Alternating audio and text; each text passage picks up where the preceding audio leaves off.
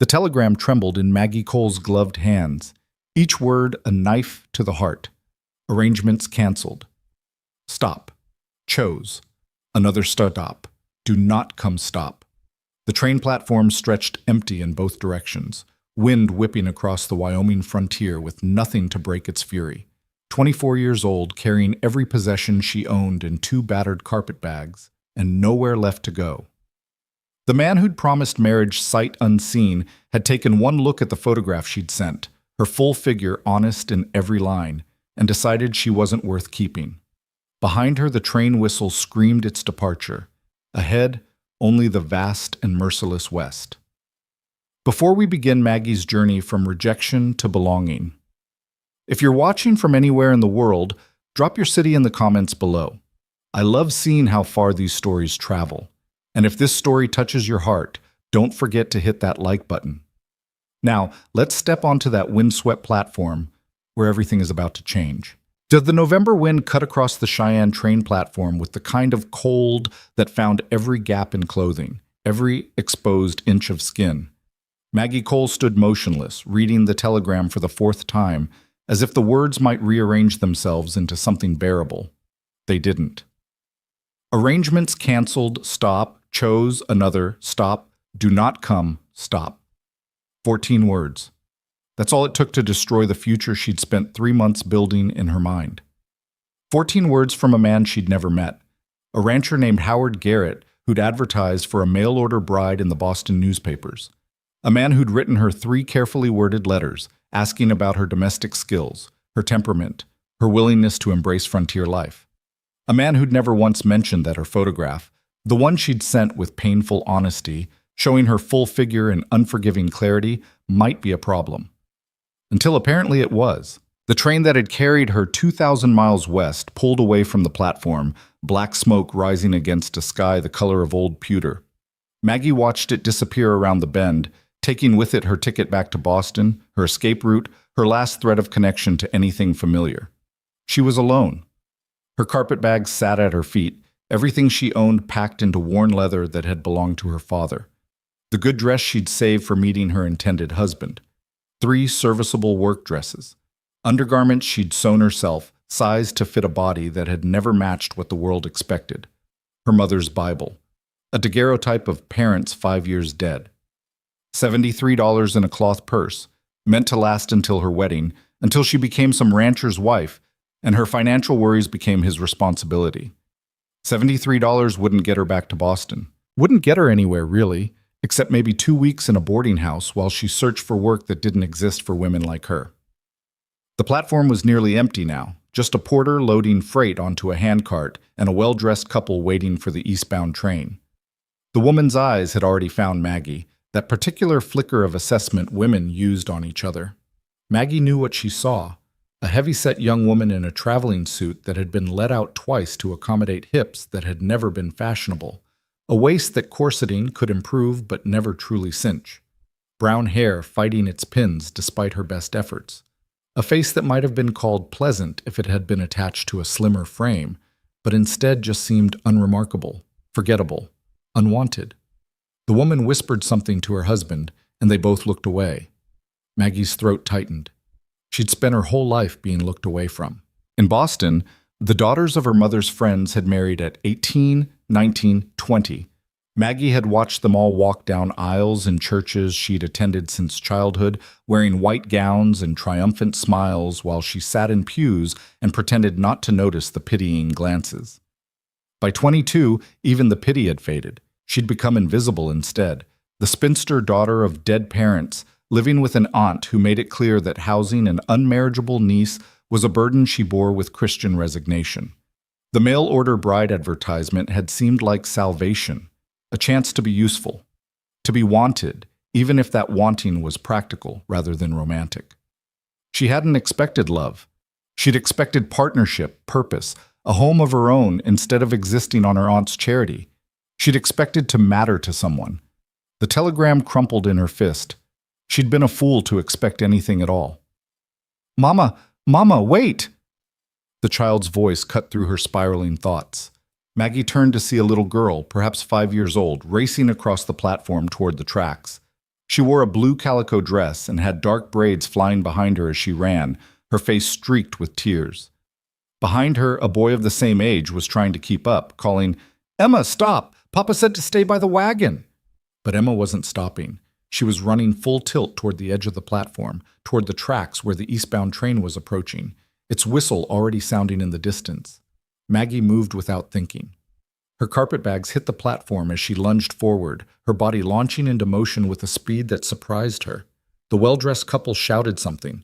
The porter dropped his handcart, but Maggie's entire focus had narrowed to the child racing toward the iron rails, to the train growing larger by the second, to the disaster about to unfold. She caught Emma 3 feet from the platform's edge. The momentum carried them both down hard, Maggie twisting at the last second to take the impact on her shoulder and hip, while the child landed against her chest.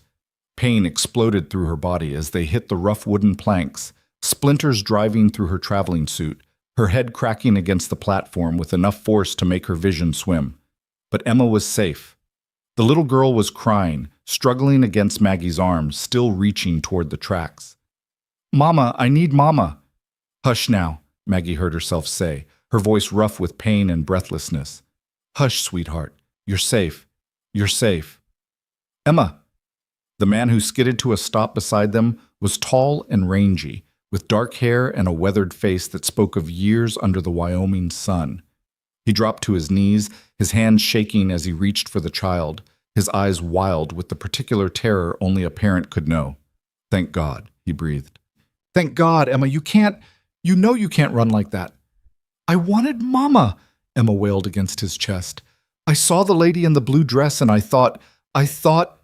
"I know, baby girl, I know." The man's voice cracked. He pressed his face into Emma's hair, his whole body trembling with reaction. Over the child's head, his eyes found Maggie's. "You saved her. Christ, you saved my daughter." Maggie tried to sit up and immediately regretted it. Pain lanced through her shoulder, her hip, the back of her skull. The platform seemed to tilt sideways. "Don't move." The man's hand was suddenly on her arm, steadying her. "You hit hard. You might be hurt worse than you think." "I'm fine," Maggie said automatically, though she wasn't sure it was true. Is the child all right?" "Emma?" The man shifted her gently, checking her over with practiced hands. "Just scared. But you... Sarah, I need you." The boy who'd been chasing Emma had run to a wagon parked near the platform. A moment later, a girl of perhaps 12 climbed down, her eyes going wide as she took in the scene. "Papa, what happened?" "Emma ran for the tracks. This woman stopped her." The man, the children's father, obviously, looked back at Maggie. "Can you stand?" "I think so." But when she tried, her legs didn't seem inclined to cooperate. The adrenaline that had powered her leap was draining away, leaving behind a bone-deep shakiness and pain that was growing harder to ignore. The man caught her before she could fall, one arm supporting her while he still held Emma with the other. "Sarah, get the doctor," he ordered. "No," Maggie protested. "Please, I can't. I don't have money for a doctor." The man stared at her. "You just threw yourself in front of my daughter without a thought for your own safety, and you're worried about a doctor's fee?" "I'm worried about a lot of things," Maggie said, and to her absolute horror, felt tears burning behind her eyes. The shock was wearing off, reality flooding back in. The telegram, the canceled engagement, being stranded 2,000 miles from anything resembling home with less than $80 to her name. "But right now, I mostly need to sit down before I fall down." The man's expression shifted, something like understanding crossing his weathered features. "Sarah, forget the doctor for now. Help me get her to the wagon." Between them, they got Maggie upright and moving. Each step sent fresh jolts of pain through her bruised body, but she gritted her teeth and kept going. The alternative, collapsing on the platform like some helpless creature, was unthinkable. The wagon was a sturdy farm vehicle with a bench seat and a bed half full of supplies. The man helped Maggie onto the seat with surprising gentleness, then climbed up beside her with Emma still clutched to his chest. The boy, who had to be Emma's twin, scrambled into the back with Sarah. "I'm Ethan Rowland," the man said as he gathered the reins. "This is Emma, and that's Jacob back there with my eldest, Sarah. And you are?" "Maggie Cole." Her voice sounded distant to her own ears, shock still dulling the edges of everything. From Boston. Long way from home, Miss Cole. Mrs., Maggie heard herself say, though it was a lie. The wedding that would have made it true had been canceled 14 words ago. And I don't have a home. Not anymore. Ethan Rowland gave her a long, measuring look. Then he clicked to the horses and steered them away from the platform. Right now you're coming to mine. We'll sort out the rest after we make sure you're not seriously hurt. Maggie wanted to protest. Wanted to explain that she couldn't impose on strangers, that she needed to find a boarding house, that she had plans to make, and a future to salvage from the ruins of this disaster. But the words wouldn't come. The shock, the pain, the accumulated weight of rejection and fear and exhaustion, it all crashed over her at once. She closed her eyes and let Ethan Rowland take her wherever he was going because she had nowhere else to go anyway. The Rowland Ranch sat in a valley 12 miles from Cheyenne, accessible only by a rutted dirt road that made every jostle of the wagon a fresh agony for Maggie's bruised body. She kept her eyes closed for most of the journey, partly from pain and partly because she couldn't bear to see Ethan Rowland looking at her with whatever mixture of gratitude and pity currently occupied his thoughts. She'd saved his daughter. That was good. That mattered. But it didn't change the fact that another man had taken one look at her photograph and decided she wasn't worth having. The wagon finally slowed and Maggie forced her eyes open. The ranch house was modest but well built, a single-story structure of weathered wood with a wide porch and a stone chimney. Beyond it, she could see a barn, a chicken coop, a corral with several horses, and the kind of carefully tended infrastructure that spoke of years of hard work. Home, Ethan said simply. He set the brake and climbed down, then reached up to help Maggie. Easy now, Sarah, get some water heated. Jacob, see to the horses. The children scattered to their tasks with the efficiency of long practice. Only Emma remained, still clinging to her father with the desperate grip of a child who'd been badly frightened. Let's get you inside, Ethan said to Maggie. You can rest while Sarah makes some coffee. The interior of the house was clean but sparse, furnished with the practicality of a widower's household. A main room served as kitchen, dining area, and parlor. Doors led off to what had to be bedrooms. A fire burned in the stone hearth, casting welcome warmth after the bitter wind outside. Ethan guided Maggie to a rocking chair near the fire, then finally pried Emma loose and sent her to help Sarah. The little girl went reluctantly, looking back at Maggie with wide, solemn eyes. She thinks you're an angel, Ethan said quietly, pulling up a chair to face Maggie. That's what she told Jacob in the wagon, said an angel caught her before the train came. I'm not an angel. Maggie's voice was flat. Just someone who was in the right place at the right time. Well, I'm grateful either way. Ethan leaned forward, elbows on his knees, studying her with an intensity that made Maggie want to look away. What happened at the station, Mrs. Cole? You said you don't have a home anymore. The direct question, asked in that gentle tone, nearly undid her. Maggie stared at the fire, watching the flames consume the logs with indifferent efficiency.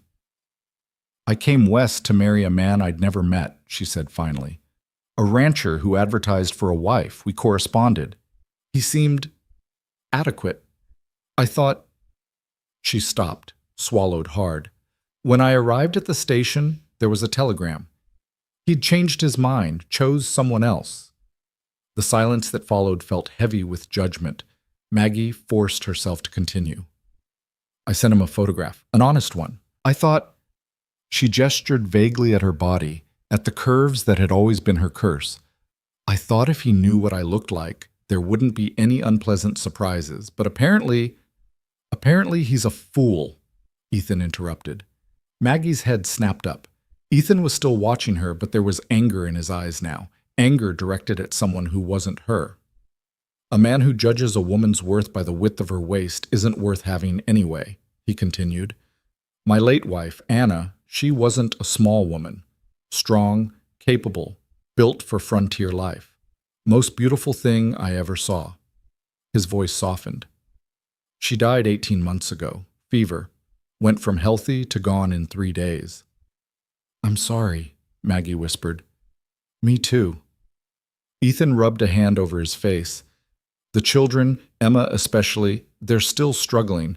Sarah tries to be the woman of the house, but she's 12, too young to be mother to 5-year-old twins, and He looked away. I'm not enough. Not for what they need. Sarah appeared with 2 cups of coffee, setting them on the small table between the chairs.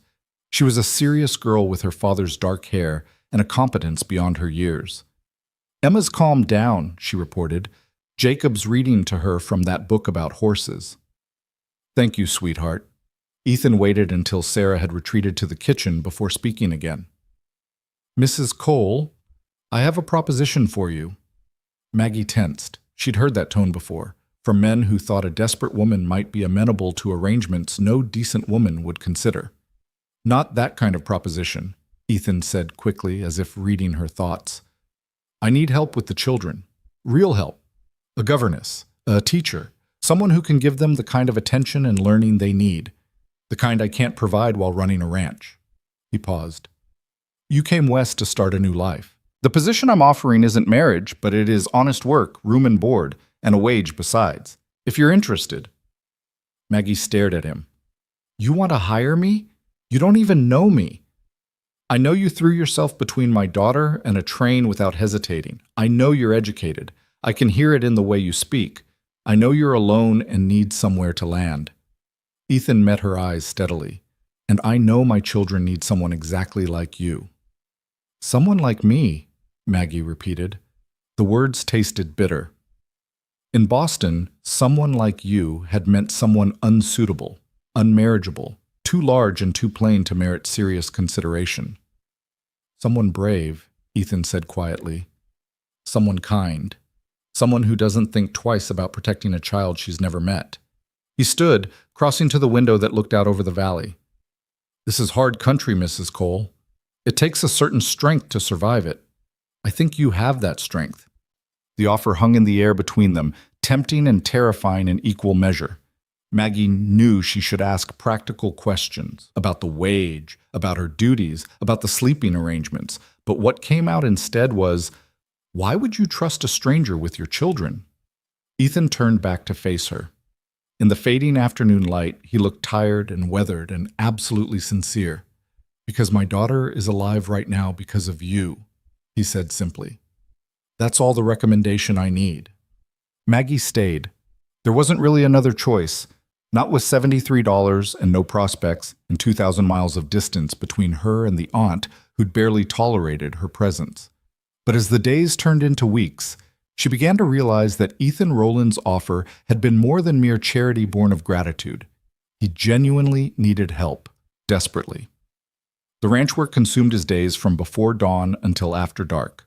Cattle to tend, horses to train, fences to mend, hay to cut and store before winter hit in earnest. He'd been managing alone for 18 months, and the strain showed in the lines around his eyes, the way his shoulders never quite relaxed even when he sat down to supper. The children, meanwhile, had been raising themselves with Sarah's 12-year-old determination as their primary guidance. Maggie found her rhythm quickly. Mornings meant lessons at the kitchen table, reading, arithmetic, geography, from an outdated atlas that had belonged to Anna Rowland. The twins were bright and eager, soaking up knowledge with the particular intensity of children who'd been intellectually starved. Sarah was more reserved, but Maggie could see the hunger in her eyes when they discussed literature, history, the wider world beyond the Wyoming frontier. Afternoons meant practical work. Maggie helped Sarah with the cooking, the washing, the endless tasks that kept a frontier household functioning. She learned to churn butter, to preserve vegetables, to make soap from lye and rendered fat. Her hands, which had been soft from Boston's genteel idleness, grew rough and capable. And slowly, painfully, she began to win Emma's fragile trust. The little girl had nightmares. 3 or 4 times a week, Maggie would wake to the sound of screaming from the children's room, and she'd go to find Emma thrashing in her bed, calling for her mother with a desperation that broke Maggie's heart. "She's not coming, baby," Maggie would whisper, holding the child against her chest and rocking her gently. "Your mama's not coming, but I'm here. I've got you." "I want Mama," Emma would sob. "Why won't she come back?" There was no good answer to that question. No words that could explain death to a 5-year-old who'd lost the center of her world. So Maggie just held her, night after night, until the tears subsided and Emma's breathing evened out into sleep. During the days, Emma shadowed her constantly. Where Maggie went, Emma followed, a small, solemn presence that seemed to be constantly evaluating whether this new woman could be trusted with the gaping wound her mother's death had left behind. "Why are you so big?" Emma asked one afternoon while they were folding laundry together. Maggie's hands stilled on the sheet she'd been smoothing. It was the question she'd been dreading, the one that always came eventually. Even children noticed, especially children with their brutal honesty. "That's just how I'm built," she said carefully. "Some people are tall, some are short, some are thin, some are round. I'm round." "My mama was round too," Emma said. "Papa says she was strong. Says strong women have to be big to hold all that strength inside." Something in Maggie's chest cracked open. She looked at Emma, this serious little girl with her mother's eyes, and felt tears threatening for the first time since she'd arrived at the ranch. "Your papa sounds like a wise man," she managed. "He misses Mama," Emma said matter-of-factly. "He cries sometimes at night. He thinks we don't know, but Jacob and me, we hear him." That night at supper, Maggie studied Ethan across the table. He was focused on cutting Jacob's meat, his movements automatic, his expression distant. She thought about him crying alone in his room, thought about him carrying 18 months of grief while trying to be strong for 3 children who were grieving their own way. "Mr. Rowland," she said quietly. His eyes lifted to hers. "It's Ethan, Mrs. Cole." We're past formality at this point. "Then it's Maggie." She took a breath. "I wanted to thank you for the opportunity you've given me. I know this wasn't what you expected when you made the offer, but I'm grateful." Something shifted in Ethan's expression. "You've been here 3 weeks, and I've already seen changes in the children." Sarah smiles more. "Jacob's reading has improved. Emma," he glanced at his daughter, who was industriously pushing peas around her plate. "Emma hasn't had a nightmare in 4 days. That's the longest stretch since Anna died." "She still misses her terribly," Maggie said. "I know. We all do." Ethan set down his fork. "But you've given her something Anna can't anymore. Comfort, consistency. Someone who shows up every night when she's scared." His voice dropped. "That matters more than you know." After the children were in bed, Maggie and Ethan fell into the habit of sharing coffee by the fire. It started accidentally, both of them too restless to sleep, both seeking the warmth and quiet of the main room. But it became routine, a peaceful hour where they could talk or sit in companionable silence, the day's work done, tomorrow's worries still distant. "Tell me about Boston," Ethan said one night. "There's not much to tell." Maggie stared into her cup. "I lived with my aunt after my parents died, helped her with her charitable work, attended church socials, watched all my friends get married and move on with their lives while She stopped. "While I became increasingly invisible." "I doubt you were invisible. You'd be surprised how easy it is to overlook someone who doesn't fit the expected mold." The bitterness in her voice surprised her. "I'm too large, too plain, too much of everything that's wrong and not enough of anything that's right. The men who might have courted me took one look and decided to court someone else instead. The women who might have been friends kept me at a distance, as if being unmarried and heavy-set might be contagious." Ethan was quiet for a long moment. Then, "My Anna used to say that people who judge worth by appearance are too shallow to hold anything meaningful inside them anyway." "Your Anna sounds like she was remarkable." "She was." Ethan's voice softened with memory. "Strong, stubborn, fiercely protective of the people she loved. She would have liked you, I think." The compliment settled warm in Maggie's chest. "I wish I could have known her." "The children talk about you the way they used to talk about her," Ethan said quietly, "not as a replacement, but as someone who fills some of the empty spaces she left behind." Maggie looked up to find Ethan watching her with an expression she couldn't quite read. In the firelight, his weathered face looked younger, more vulnerable. "I'm glad I can help," she said softly. "They're good children. You've raised them well. Anna raised them well. I'm just trying not to ruin what she started." Ethan set his cup aside. "But having you here, it's made me realize how much I was failing them, how much they needed more than I could give alone." You're not failing them. You're surviving. There's a difference. Maybe. Ethan stood, stretching tired muscles. I should let you get some rest. Morning comes early. But he didn't move toward his room. Instead, he stood there looking at Maggie with that same unreadable expression, and for a moment Maggie wondered what he saw when he looked at her. Not the roundness of her face, she hoped. Not the width of her hips or the softness of her arms. But maybe, possibly, the woman beneath all of that. The one who'd thrown herself at a moving child without thought. The one who rocked his daughter through nightmares and taught his son to read with patience and helped his eldest daughter carry burdens too heavy for 12-year-old shoulders. The woman who was beginning to feel, for the first time in her life, like she might actually matter. Good night, Maggie, Ethan said finally. Good night, Ethan. He left, and Maggie sat alone by the fire, thinking about second chances and unlikely sanctuaries and the strange paths that brought people together in the vast Wyoming darkness. Winter came early and hard, the first serious snow falling in mid-November. Maggie woke to find the valley transformed into something alien and beautiful. Everything she could see from her window covered in white that stretched unbroken to the mountains.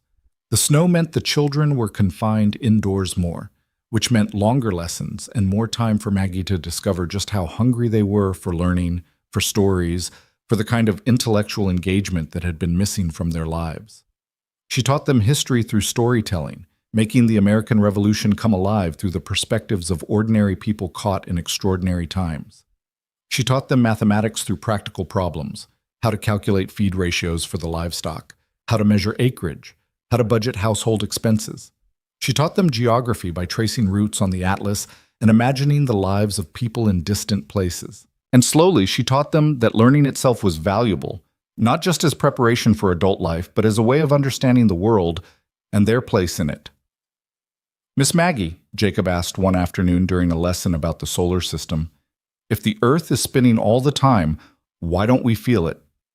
Because we're spinning with it, Maggie explained. Everything around us is moving at the same speed, so we don't notice. It's like being on a train. When you're inside, you feel still, even though you're actually moving very fast.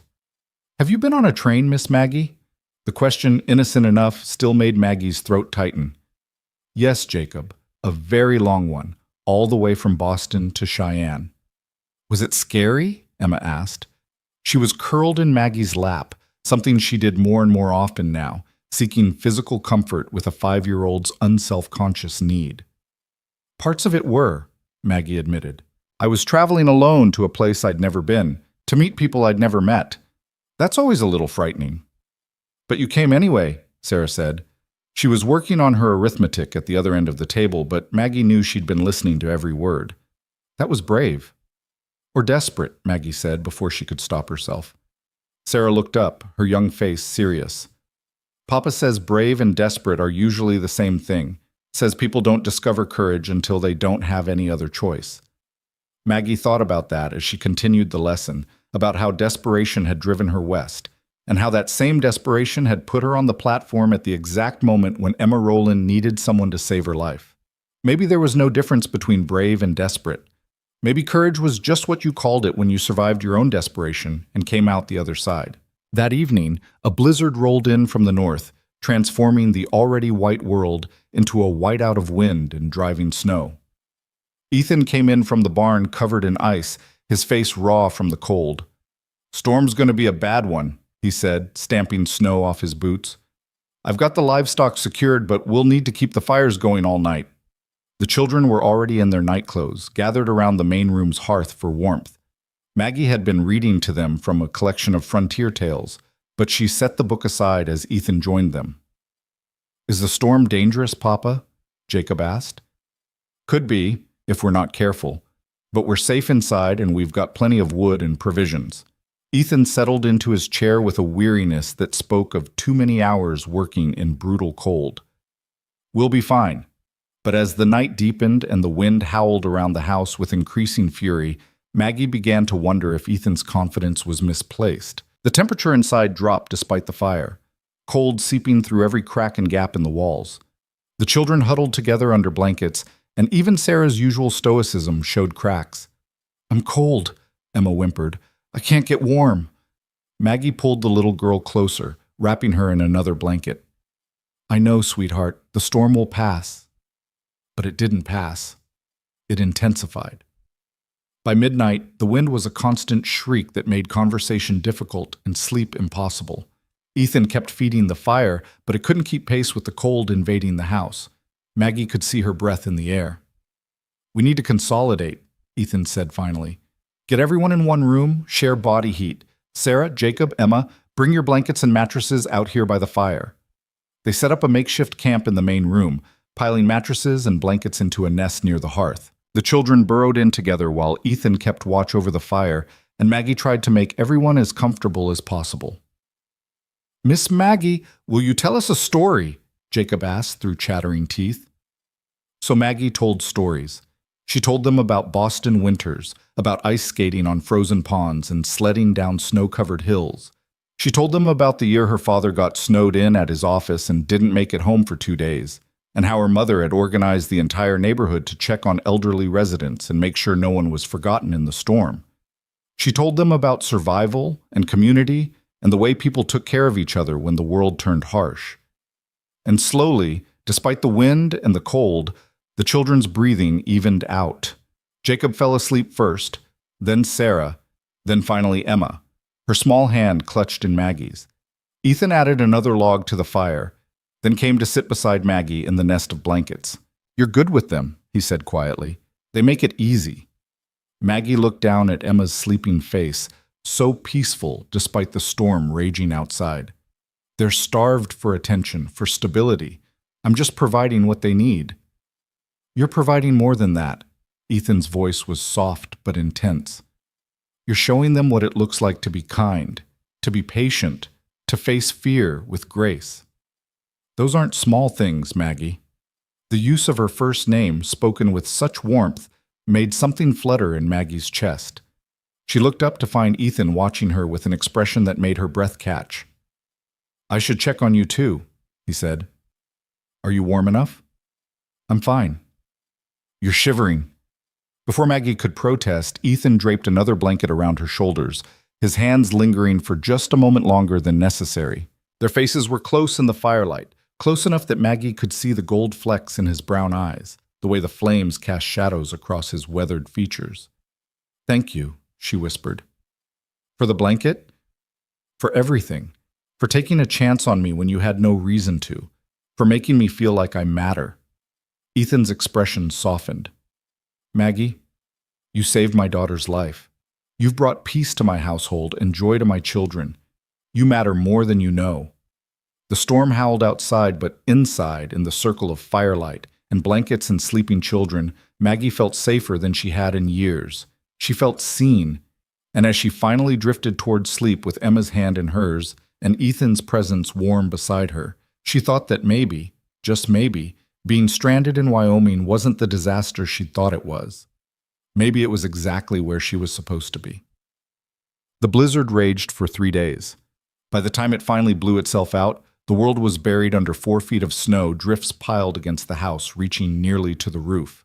Ethan spent the 4th day digging out paths to the barn, the chicken coop, the necessary. The children helped where they could, bundled in so many layers they looked like small, waddling bears. Maggie watched from the kitchen window while she worked on bread dough, her hands moving through the familiar rhythm of kneading while her mind wandered to dangerous territory. She'd been at the ranch for nearly 2 months now. 2 months of watching Ethan work himself to exhaustion every day, his quiet strength and steady patience evident in everything he did. 2 months of seeing the way he looked at his children with a love so fierce it hurt to witness. 2 months of late-night conversations by the fire, of shared laughter over small things, of moments when their eyes met across the room and something unspoken passed between them. 2 months of trying not to fall for a man who'd hired her to teach his children, not to complicate his life. The bread smells good, Maggie startled, turning to find Ethan in the kitchen doorway. He'd shed his heavy coat but was still pink-cheeked from the cold, ice melting in his dark hair. It'll be ready in about an hour, she said, forcing her voice to steadiness. The children are in the main room doing their lessons. I know, I checked on them. Ethan crossed to the stove, pouring himself coffee from the pot that always seemed to be brewing. I wanted to talk to you. Maggie's heart lurched. About what? About your wages. I realized I never properly settled on an amount when I hired you. He pulled an envelope from his pocket. I've been putting aside what seems fair, but I wanted to make sure it's adequate. The envelope was thick with bills. Maggie stared at it, her flour-dusted hands frozen on the bread dough. That's too much, she said faintly. It's what you're worth, what you've done for this family. Maggie, I can't put a price on that, but I can make sure you're not working for room and board alone. Ethan set the envelope on the counter. And there's something else I wanted to discuss. All right. Ethan took a breath, and for the first time since she'd met him, he looked uncertain. Christmas is coming. It'll be our first without Anna, and I'm dreading it. The children are dreading it. Everything about the holiday is going to be a reminder of who's missing. I understand, Maggie said softly. I was hoping... Ethan paused, then met her eyes directly. I was hoping you might help me make it bearable, not happy. I don't think we're ready for happy yet, but maybe bearable, maybe even something they can look forward to instead of fear. The request was so vulnerable, so raw with honest need, that Maggie felt tears prick her eyes. Of course, whatever you need. I need them to see that life continues, that we can honor Anna's memory while still creating new memories of our own. Ethan's voice dropped. And I need you to know that having you here has made that possible. You've brought light back into this house, Maggie. I don't think you understand how much that means. The moment stretched between them, weighted with things neither of them seemed ready to say. Then Emma's voice called from the main room, breaking the spell. Miss Maggie! Jacob spilled ink on his arithmetic. Maggie managed a shaky smile. Duty calls. Maggie. Ethan caught her wrist gently as she moved past him. Thank you, for staying, for everything. His hand was warm against her skin, calloused from years of hard work, but infinitely gentle. Maggie looked down at where they connected, then up at Ethan's face, at the gratitude and something deeper shining in his eyes.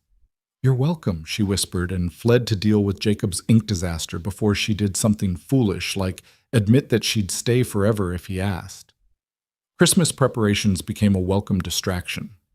Maggie had the children make paper chains and cut snowflakes from old newspapers. She taught them carols and helped them plan small gifts for each other. She baked cookies and breads, filling the house with scents that spoke of celebration and warmth. And through it all, she tried very hard not to notice the way Ethan watched her, or the way her heart leaped every time his hand brushed hers in passing, or the way she'd started thinking of this isolated Wyoming ranch as home in a way Boston had never been. On Christmas Eve, after the children were asleep, Maggie and Ethan sat by the fire as had become their custom. But tonight felt different, charged with an awareness that made Maggie's pulse quicken. I have something for you, Ethan said quietly. He pulled a small package from his pocket, wrapped in brown paper and tied with string. I know we didn't discuss gift-giving, but I wanted you to have this. Maggie opened it with trembling hands. Inside was a cameo brooch, delicate and beautiful, the kind of piece that belonged to a lady of means rather than a governess scraping by on wages. It was my mother's, Ethan said. She gave it to Anna when we married, and Anna wore it every Sunday to church. I thought... He paused, watching Maggie's face. I thought you should have it, as thanks for everything you've done for my family. I can't accept this, Maggie whispered, even as her fingers closed around the brooch. It's too valuable, too important. You're important. Ethan's voice was fierce. To me, to the children. You've become part of this family, Maggie, whether you meant to or not, and I wanted you to have something that reflects that. Maggie looked up at him, this weathered rancher with kind eyes and gentle hands, and felt her carefully constructed walls crumbling. Ethan, But whatever she'd been about to say was lost as Ethan leaned forward and kissed her. It was gentle, tentative, a question more than a demand. His lips were warm against hers, his hand cupping her face with infinite tenderness. And Maggie, who'd never been kissed like she mattered, like she was precious, felt something inside her break open and flood with light. When Ethan pulled back, His eyes were searching hers. "I'm sorry. I shouldn't have presumed."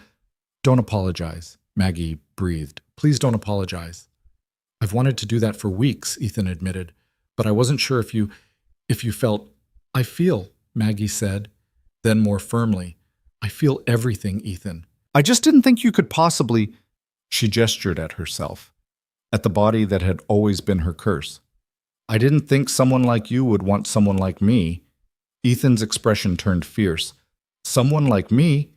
Maggie, I'm a widowed rancher with 3 grieving children and more burdens than any sane woman would willingly take on.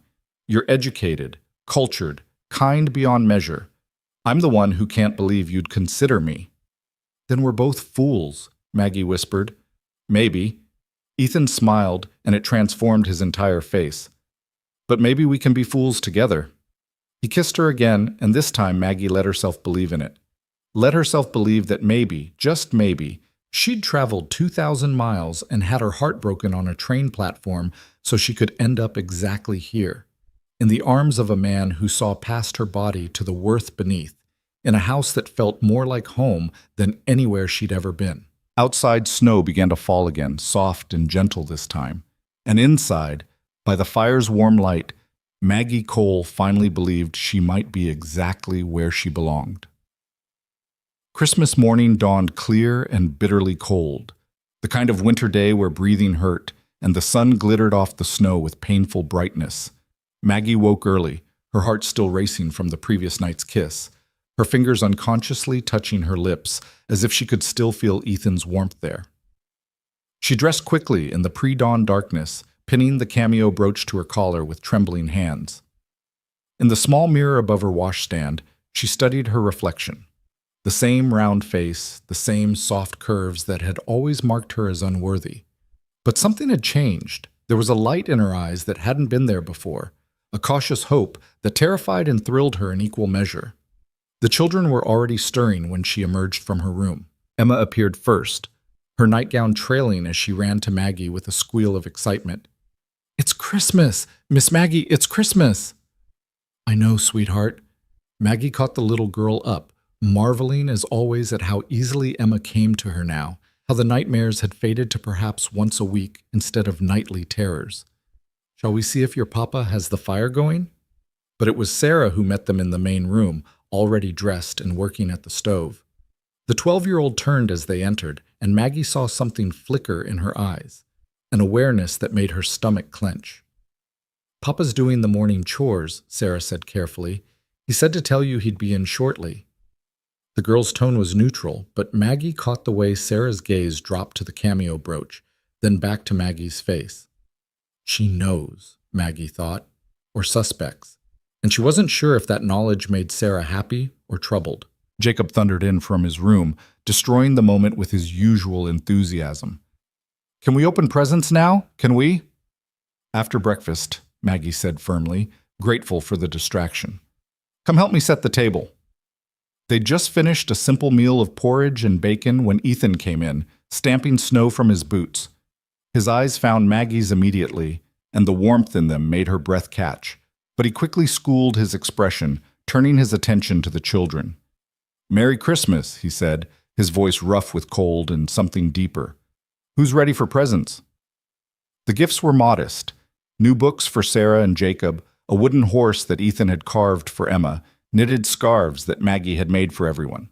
But the children's joy was outsized to the simplicity of the offerings, and watching them exclaim over each small treasure, Maggie felt her throat tighten. This was what she'd traveled west for. Not marriage to a stranger who'd rejected her sight unseen, but this warm kitchen full of laughter. These children who looked at her like she hung the moon. This man who'd kissed her like she was precious. "Miss Maggie, you didn't open yours," Emma said, tugging at her skirt. Maggie looked down to find a small package she hadn't noticed, wrapped in fabric and tied with a ribbon that looked suspiciously like it had come from Sarah's sewing basket. "That's from all of us," Sarah said quietly. "We made it together." Inside was a handkerchief, painstakingly embroidered with her initials and slightly crooked stitches. The work was clearly collaborative, Sarah's neat stitching mixed with Emma's enthusiastic but uneven attempts, Jacob's careful border work. beautiful, Maggie whispered, tears spilling over before she could stop them. Thank you. All of you.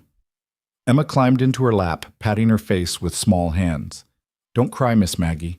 We love you. The words, spoken with a 5-year-old's casual certainty, hit Maggie like a physical blow. She looked up to find Ethan watching her, his expression tender and fierce at once. We do, he said softly. All of us. The moment was broken by Jacob demanding they play the new card game Maggie had taught them, and the morning dissolved into laughter and competition and the kind of easy joy that Maggie had never experienced in her proper Boston Christmases. But throughout it all, she felt the weight of Ethan's gaze, the unspoken question hanging between them. What happens now? That night, after the children were finally settled, exhausted from excitement and too many sweets, Maggie found herself once again by the fire with Ethan. But this time, he took her hand immediately, threading his fingers through hers with a naturalness that suggested he'd been thinking about it all day. I need to be honest with you, he said without preamble, about what I want, what I'm hoping for. Maggie's heart hammered against her ribs. All right. I didn't plan on this. When I hired you, I was thinking about the children, about giving them some stability and education. I wasn't thinking about myself, about what I needed. Ethan paused, his thumb tracing circles on her palm.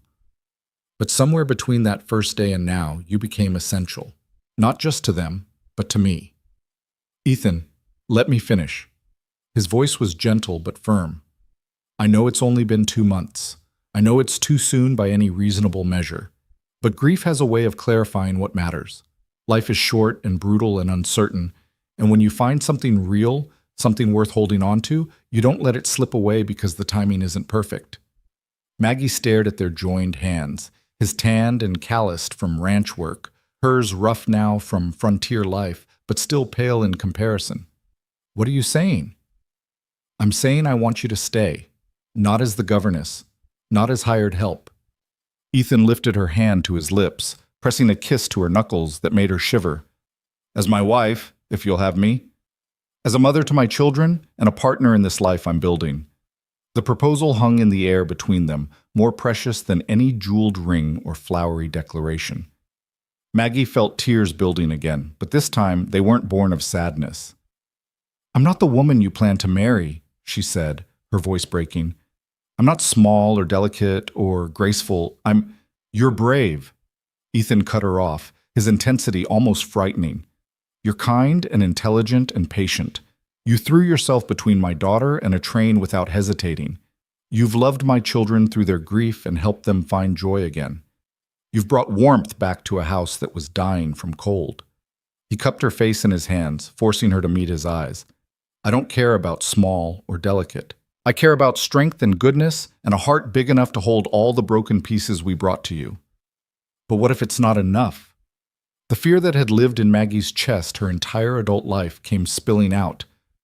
What if you wake up one day and realize you settled, that you could have had someone better, someone who fits what a rancher's wife should be? Anna was a large woman, Ethan said quietly, tall and strong and built for hard work. When we married, people made comments, said I should have found someone more refined, more feminine, said she'd never last through a Wyoming winter. His voice turned fierce. She lasted 15 years, bore me 3 children, helped me build this ranch from nothing, and loved me so completely that losing her nearly destroyed me. And never once, not once, did I think I'd settled. He pulled Maggie closer, his forehead resting against hers.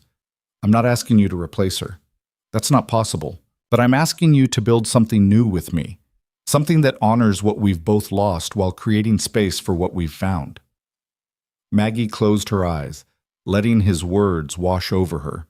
She thought about the telegram that had shattered her on that train platform 2 months ago, about standing alone with nowhere to go and no one to want her.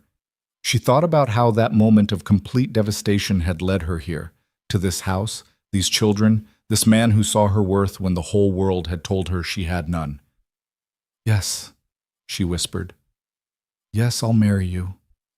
Ethan's kiss was different this time, not tentative or questioning, but claiming, celebrating, sealing a promise that went deeper than words. When they finally broke apart, both breathless, He was smiling in a way that transformed his whole face. "We should tell the children," he said. "Tomorrow." Maggie wasn't ready to share this yet, wasn't ready for anything to intrude on the fragile, perfect bubble they'd created. "Let me have you to myself for just a little longer." So they sat by the fire until the logs burned to embers, talking about the future in soft voices. Ethan spoke of his plans for the ranch, of expanding the herd come spring, of teaching Jacob to ride and helping Sarah develop her obvious talent for mathematics. Maggie talked about lessons she wanted to introduce, books she'd read to the children, small improvements to the house that would make their lives easier. They were practical conversations, the kind any frontier couple might have. But beneath the practicality ran a current of something deeper, the recognition that they were building a life together, brick by brick, word by word.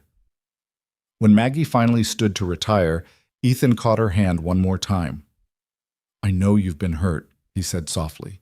"I know trusting me isn't easy. But I promise you, Maggie, I will spend every day proving that you made the right choice, that you're wanted, that you're loved." Maggie bent and kissed him gently, pouring every ounce of hope and fear and desperate longing into it. "I believe you," she whispered against his lips. "I'm choosing to believe you." The next morning, they gathered the children at the kitchen table. Emma climbed immediately into Maggie's lap, as had become her habit. Jacob sat swinging his legs, curiosity bright in his eyes. Sarah was the most reserved, her 12-year-old face carefully neutral as she watched her father. "We have something to tell you," Ethan began. "Something important." "Are we moving?" Jacob asked immediately. Tommy Henderson's family moved to Montana, and he said, "We're not moving." Ethan smiled. "Just the opposite. I've asked Miss Maggie to stay permanently, as my wife, as your new mother."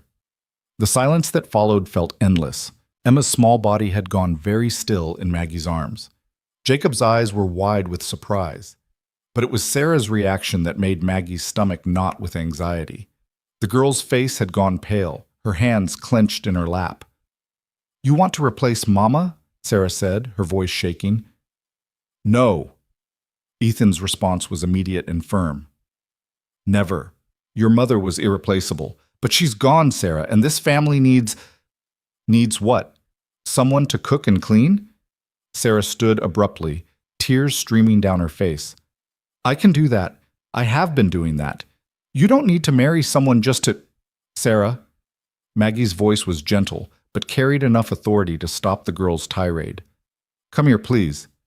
Sarah hesitated, then came around the table. Maggie shifted Emma to make room, then took Sarah's cold hands in hers. "I know you've been carrying this household on your shoulders since your mother died," Maggie said quietly. "I've watched you trying to be the woman of the house at 12 years old, cooking, cleaning, caring for your siblings, managing things no child should have to manage, and you've done a remarkable job." "Then why?" "Because you shouldn't have to." Maggie squeezed Sarah's hands. "You should get to be 12. You should get to study your mathematics and read your books and have time to grieve your mother without feeling like the weight of this family rests on you alone." "But if you marry Papa, you'll be our mother." Sarah's voice broke. "And I don't want another mother. I want my real one." "I know." Maggie pulled Sarah closer, wrapping an arm around her thin shoulders while keeping Emma secure in her lap. "And nothing about me being here changes how much your mother loved you or how much you loved her. I'm not trying to erase her or replace her. I'm just trying to help carry the weight she left behind." "Your mother will always be your mother," Ethan added, his voice rough with emotion. "Always. But she would want you taken care of. She would want all of you to have someone who loves you and looks after you. And I believe, she would approve of Maggie." Sarah was crying in earnest now, great gulping sobs that shook her entire frame. Maggie held her, rocking slightly, letting the girl release the grief and fear and exhaustion she'd been holding inside for 18 months. "I miss her so much," Sarah sobbed. "Every day I miss her." "I know, sweetheart. I know." Emma had started crying too, though Maggie suspected she was responding more to Sarah's distress than expressing her own feelings. Jacob sat frozen at the table, his young face struggling to process the emotional storm surrounding him. They stayed like that for a long time, Maggie holding both girls while Ethan moved to sit beside Jacob, his hand on his son's shoulder. When the tears finally subsided, Sarah pulled back slightly, wiping her eyes with her sleeve. "Will you make us call you Mama?" she asked, her voice small. "Absolutely not," Maggie said firmly. "You can call me Miss Maggie, or just Maggie, or nothing at all if you prefer. Your mama was your mama. I'm just Maggie." Something in Sarah's expression shifted, tension easing fractionally. "And you won't try to change everything, make it different from how Mama did things?" "Some things will have to be different," Maggie said honestly. "I'm not your mother. I do things my own way. But I promise to honor her memory and listen when you tell me how she would have handled something. Fair?" Sarah considered this, then nodded slowly. "Fair. What about you two?" Ethan asked Jacob and Emma. "How do you feel about this?" Jacob shrugged with a 7-year-old's resilience. "I like Miss Maggie. She teaches good and she doesn't yell when I spill things." Emma burrowed deeper into Maggie's arms. "Will you still sleep in your room, or will you sleep in Papa's room like Mama did?" The question, asked with innocent directness, made both Maggie and Ethan flush, but Maggie answered honestly. "After we're married, I'll share your Papa's room. That's what married people do." "Okay." Emma seemed satisfied with this. "And you won't go away like Mama did? You won't get sick and die?" The fear beneath the question broke Maggie's heart. "I can't promise I'll never get sick, Emma. Nobody can promise that. But I can promise that I'm not planning to go anywhere. I'm choosing to stay here with all of you for as long as I possibly can." "Then I think it's good," Emma decided. "You make Papa smile again. He stopped smiling after Mama died, but now he smiles at you." Ethan's eyes met Maggie's across the table, and she saw the same stunned gratitude she felt reflected in his gaze. They'd expected resistance, arguments, possibly outright rebellion. Instead, the children were accepting this change with a resilience that spoke to both their strength and their desperate need for stability. "So we're doing this?" Sarah asked, looking between her father and Maggie. "We're really becoming a family?" "We already are a family," Ethan said gently. "This just makes it official."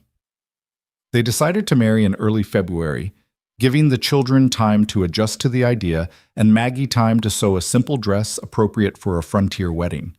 She worked on it in the evenings after the children were asleep, her fingers moving through fabric that was nothing like the elaborate gown she'd once imagined wearing when she'd thought she was traveling west to marry Howard Garrett.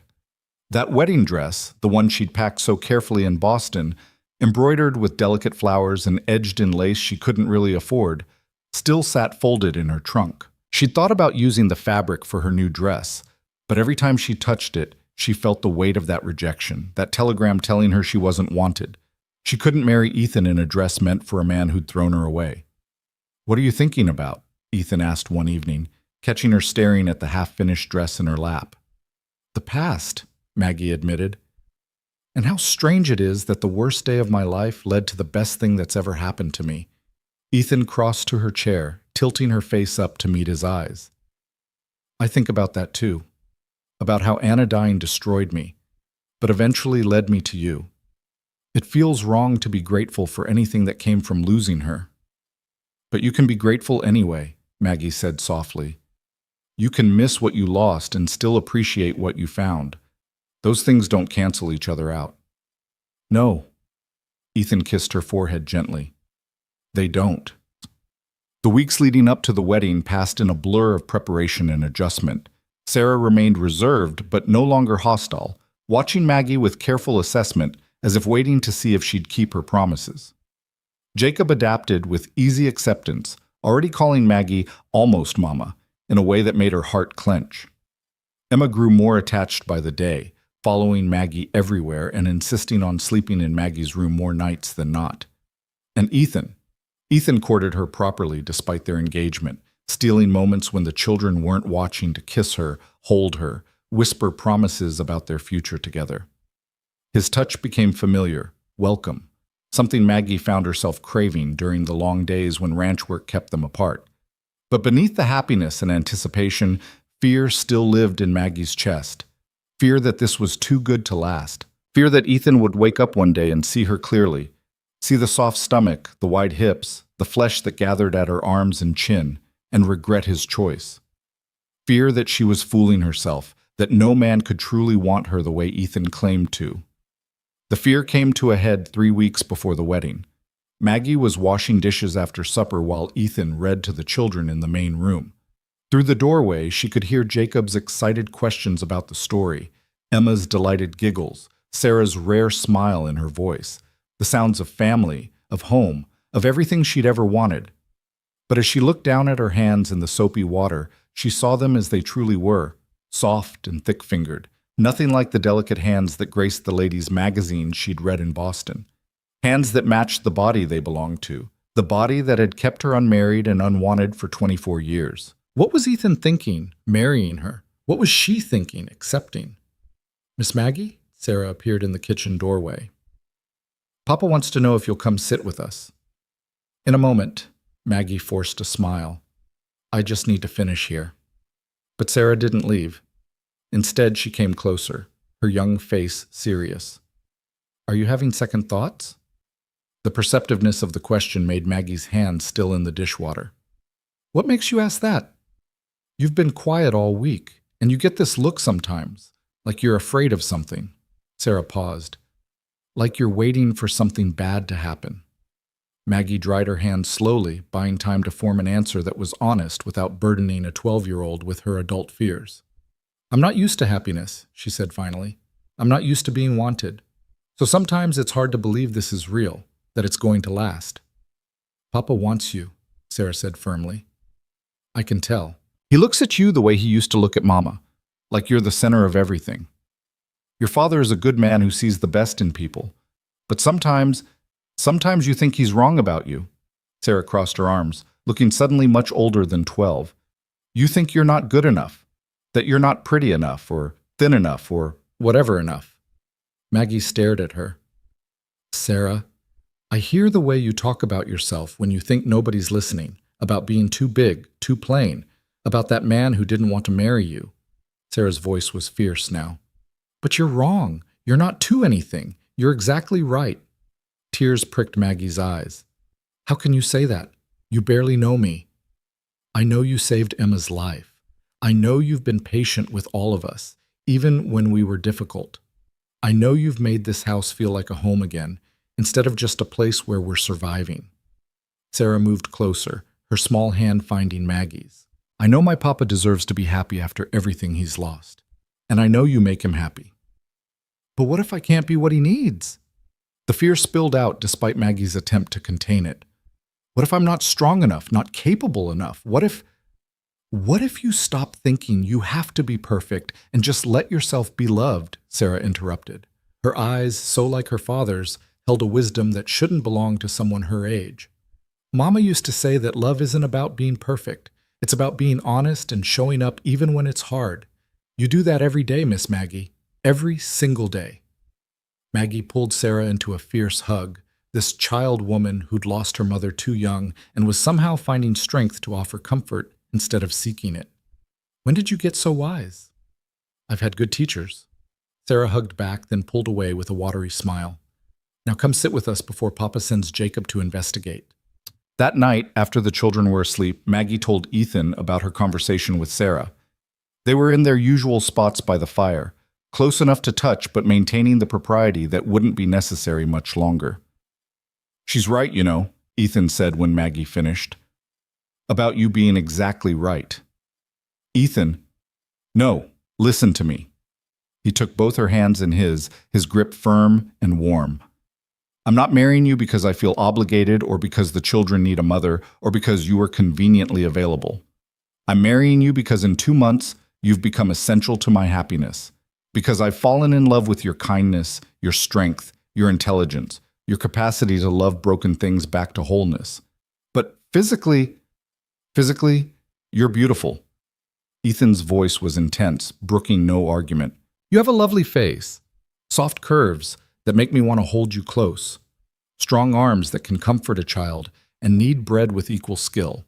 When I look at you, I see a woman who's perfectly suited for frontier life, a woman built to last."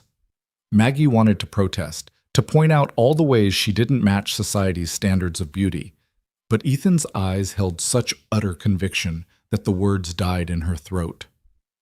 I see you, Maggie, he continued. Not some idealized version, not who you think you should be. I see you exactly as you are, and I want you, all of you, for always. He kissed her then, deep and thorough and claiming, his hands coming up to cup her face with a tenderness that made her chest ache. When they finally broke apart, both breathing hard, Maggie pressed her forehead to his. I'm scared, she whispered. I'm terrified of believing this and having it turn out to be a dream. Then let me spend every day proving it's real. Ethan's thumb traced her cheekbone. Let me love you until you can't doubt it anymore, however long that takes. That might take a very long time. Good. His smile was soft in the firelight. I'm planning on forever anyway. The wedding took place on a cold February morning, with the pastor from Cheyenne traveling out to perform the ceremony in the Rowlands' main room. Maggie wore her new dress, simple blue calico with careful stitching, and the cameo brooch Ethan had given her at Christmas. Her hair was pinned up neatly, and for once she looked in the mirror and didn't flinch at what she saw. She looked like a frontier bride, strong, practical, ready for whatever challenges lay ahead.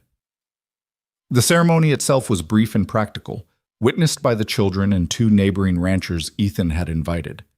When the pastor pronounced them husband and wife, Ethan kissed her with such gentle reverence that Maggie felt tears threaten. I love you, he whispered against her lips, quiet enough that only she could hear. My wife. The words settled warm in Maggie's chest, feeling more precious than any jeweled ring or elaborate celebration. This was real. This man, this life, this family, all of it was real and hers. The small gathering shared a wedding meal that Maggie and Sarah had prepared together. Roast chicken, potatoes, biscuits, and a cake that Emma had helped frost with enthusiastic, if uneven, results. The children were more relaxed than Maggie had dared hope, laughing and celebrating without the shadow of grief that had haunted them at Christmas. When the neighbors finally left and the dishes were washed and the children settled in bed, Maggie found herself alone with Ethan for the first time as his wife. Her husband stood by their bedroom door, the room that had been his and Anna's, that was now his and Maggie's, watching her with an expression she couldn't quite read. Having second thoughts? She asked, trying for lightness despite the nervous flutter in her stomach. Never. Ethan crossed to her, taking her hands. But I want you to know, there's no rush. We can take this as slowly as you need. I'm not expecting... Maggie kissed him, cutting off his careful offer with a boldness that surprised them both. When she pulled back, his eyes had darkened with desire barely held in check. I'm not fragile, she said softly, and I'm not afraid. Not anymore. Maggie, I choose this. She placed her hand over his heart, feeling it thunder beneath her palm. I choose you. I choose us. And I'm done letting fear steal my joy. Ethan's smile was brilliant in the lamplight. Then come to bed, wife.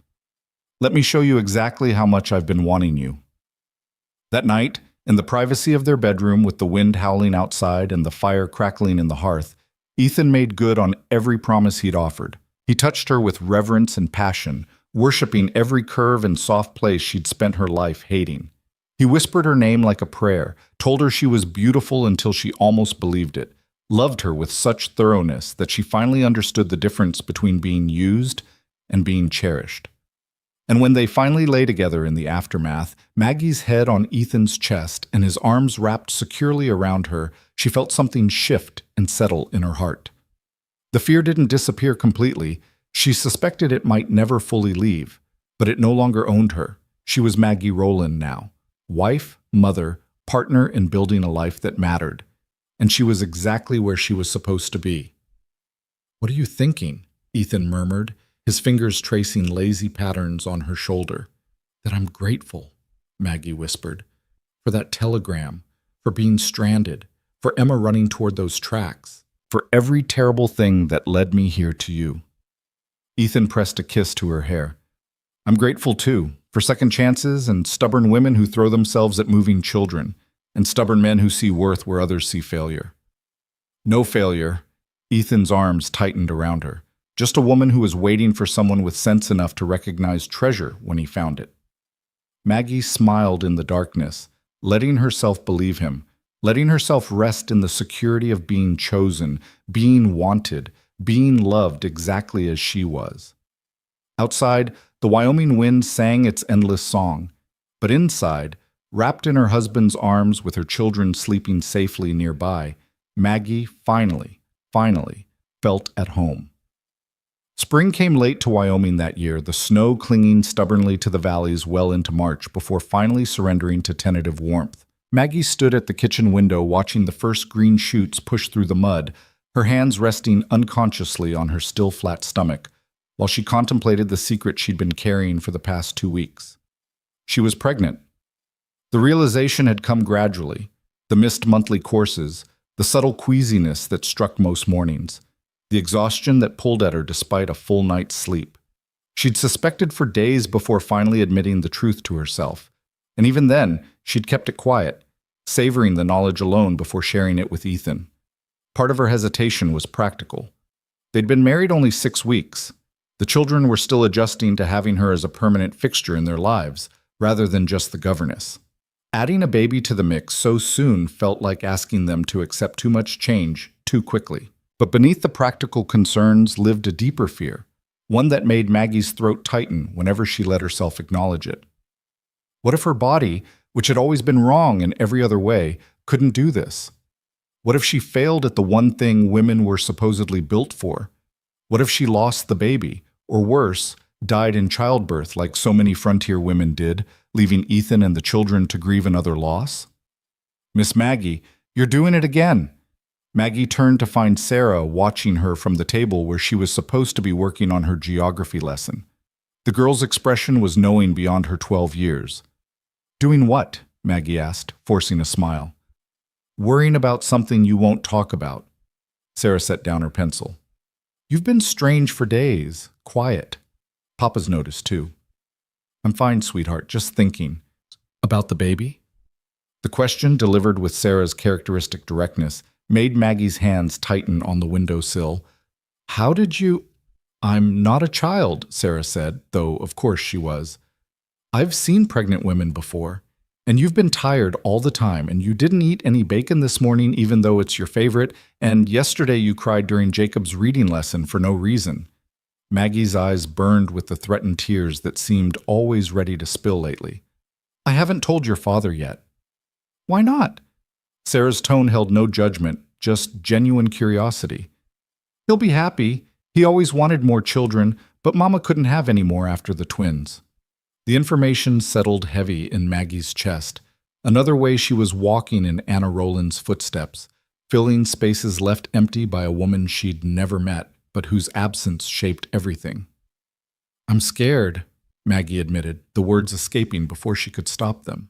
"What if something goes wrong? What if I'm not strong enough?" Sarah was quiet for a moment, studying Maggie with those serious dark eyes. Then she stood and crossed to the window, her small hand finding Maggie's. "Mama was strong," she said softly, "the strongest person I knew. And she still died from a fever that took her in 3 days. Being strong doesn't protect you from bad things happening." She squeezed Maggie's fingers. "But being scared doesn't protect you either. It just makes you miss the good parts while you're waiting for the bad." The wisdom in the statement, so profound coming from a 12-year-old who'd lost her mother, made Maggie pull Sarah into a fierce hug. "When did you become so wise?" she whispered. "I had a good teacher." Sarah hugged back, then pulled away with a watery smile. "You should tell Papa. He deserves to know, and he'll want to know." That evening, after the children were settled and the house was quiet, Maggie found Ethan in the barn, checking on a mare that was close to foaling. He looked up as she entered, his face lighting with the smile he reserved just for her. "Couldn't sleep?" he asked, setting aside the brush he'd been using on the horse. "Couldn't rest until I talked to you." Maggie's heart hammered against her ribs. "I have something to tell you." Ethan's expression shifted immediately to concern. "What's wrong?" "Nothing's wrong. At least, I don't think anything's wrong." She took a breath, forcing the words out before fear could stop them. "I'm pregnant, Ethan. We're going to have a baby." The silence that followed felt endless. Ethan stood frozen, his eyes locked on hers, his face cycling through surprise, joy, and something deeper that Maggie couldn't name. Then he was moving, closing the distance between them and pulling her into his arms with such fierce tenderness that she gasped. "A baby," he breathed against her hair. "Maggie, a baby. You're happy?" Her voice came out small, muffled against his chest. "Happy?" Ethan pulled back just enough to cup her face in his hands, his eyes bright with unshed tears. "I'm overwhelmed. I'm terrified. I'm more grateful than I have words for." He kissed her forehead, her cheeks, finally her lips. "You've given me so much already. Love, partnership, joy I didn't think I'd feel again. And now this. A child with you." The tears Maggie had been fighting finally spilled over. "I'm scared it won't work, that something will go wrong, that I'll fail at this like I've failed at everything else." "You haven't failed at anything," Ethan said fiercely. "And you won't fail at this either. We'll get through it together, whatever comes." "But what if—" "No." He kissed her again, silencing her fears with the warmth of his mouth. "No what ifs. Just now. Just this moment, this blessing, this life we're building together." His hand moved to rest gently on her stomach. "This baby is already loved, Maggie, already wanted. Whatever happens, that won't change." She let herself believe him, let herself sink into his certainty when her own was so fragile. They stood together in the quiet barn, the mare shuffling in her stall behind them, and Maggie felt something shift and settle. The fear didn't disappear, but it made room for hope. The next morning at breakfast, Ethan announced the news to the children with a pride that made Maggie's chest tight. Jacob's reaction was immediate enthusiasm, his 7-year-old mind already planning all the things he'd teach the new baby. Emma clapped her hands with delight, declaring that she wanted a sister so she wouldn't be outnumbered anymore. Sarah's response was quieter, but no less genuine. She met Maggie's eyes across the table and smiled, a real smile, warm and accepting and utterly without reservation. "Congratulations," she said simply, "both of you." The months that followed brought changes both subtle and profound. Maggie's body, which she'd spent her whole life struggling against, now had a purpose beyond mere existence. Her softness became protective padding for the child growing inside her. Her wide hips would make room for birth. Her ample chest would provide nourishment. Every curve that had marked her as unwanted in Boston society became evidence of capability on the Wyoming frontier. Ethan seemed to find her more beautiful with each passing week. He'd touch her expanding belly with reverent hands, feeling for the baby's movements, whispering to their child through her skin. At night, he'd hold her carefully, as if she might break, though Maggie felt stronger than she ever had. "I'm not fragile," she told him one evening when his touch was particularly gentle. "I know." His hand splayed across her stomach where their baby rolled and kicked. "But you're carrying something precious. I can't help wanting to protect you both." "Then protect us by letting me be strong," Maggie said. "I need to know I can do this, that I'm capable." Ethan studied her face in the lamplight, then nodded slowly. "You're the strongest person I know, Maggie Rowland. I'll try to remember that." But strength was tested in unexpected ways. In late May, a letter arrived from Boston, forwarded from the boarding house where Maggie had planned to stay when she'd first arrived in Cheyenne. The handwriting was her aunt's, precise and judgmental, even in the formation of letters. Maggie stared at the envelope for a long moment before opening it, dread pooling in her stomach. Her aunt hadn't written once in the 6 months since Maggie had left Boston. The silence had been a relief, honestly, one less voice telling her she wasn't enough. The letter was brief and cutting in the way only family could manage. Her aunt had heard through mutual acquaintances that Maggie had married a rancher in Wyoming. She hoped Maggie was happy, though she doubted any man would take on someone of Maggie's size and temperament without desperate circumstances forcing his hand. She trusted Maggie was at least making herself useful to her new husband, as that was all someone in her position could hope to offer. The words landed like physical blows, each one carefully aimed to wound. Maggie read the letter twice, then a third time, feeling the old shame rising up to choke her.